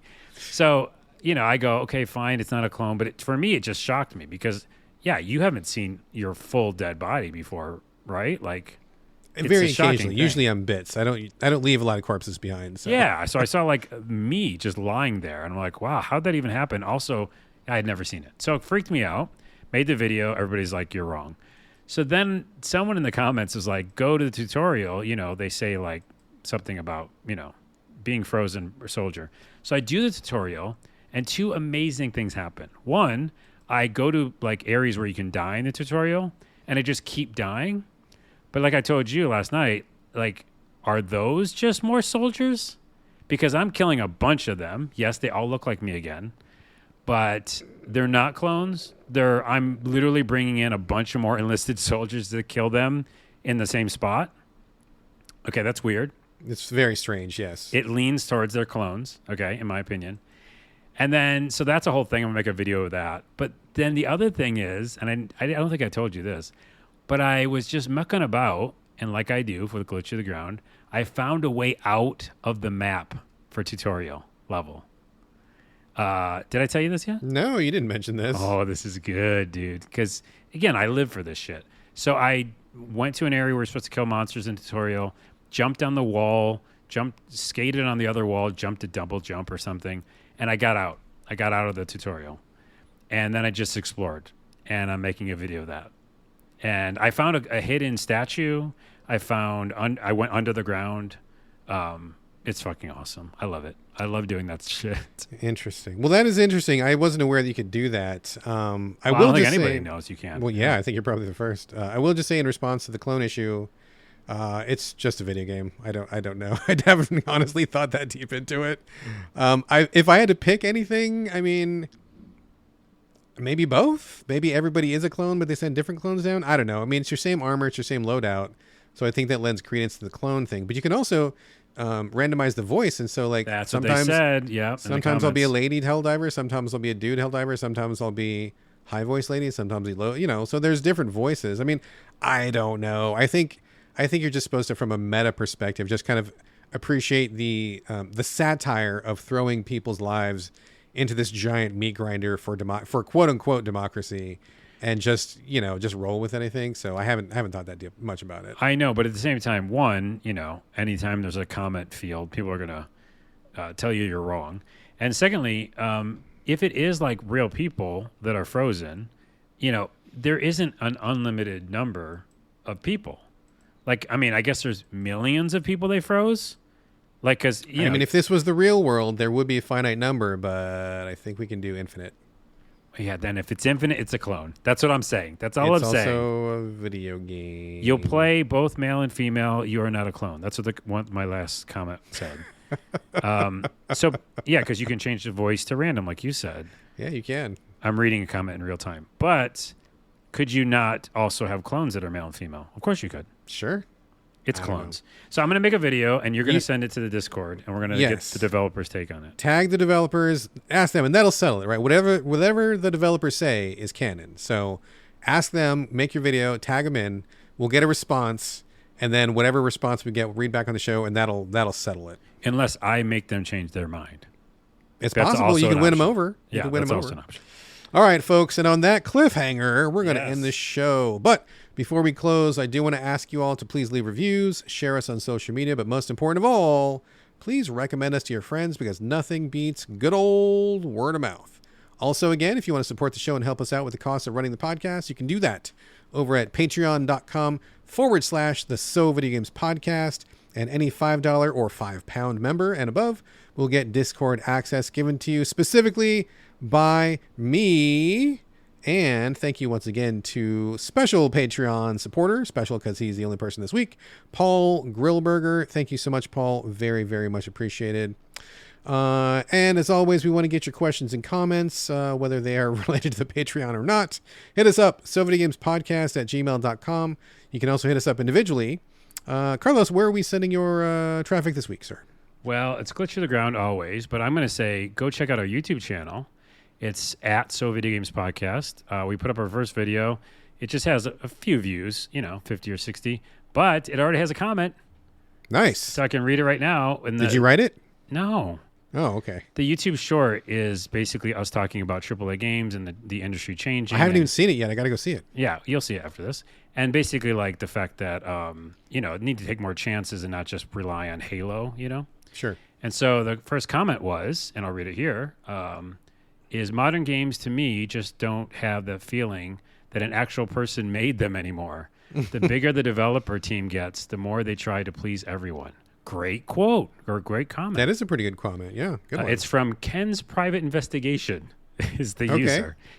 But check out at So Video Games Podcast on YouTube. I'm going to do shorts every week.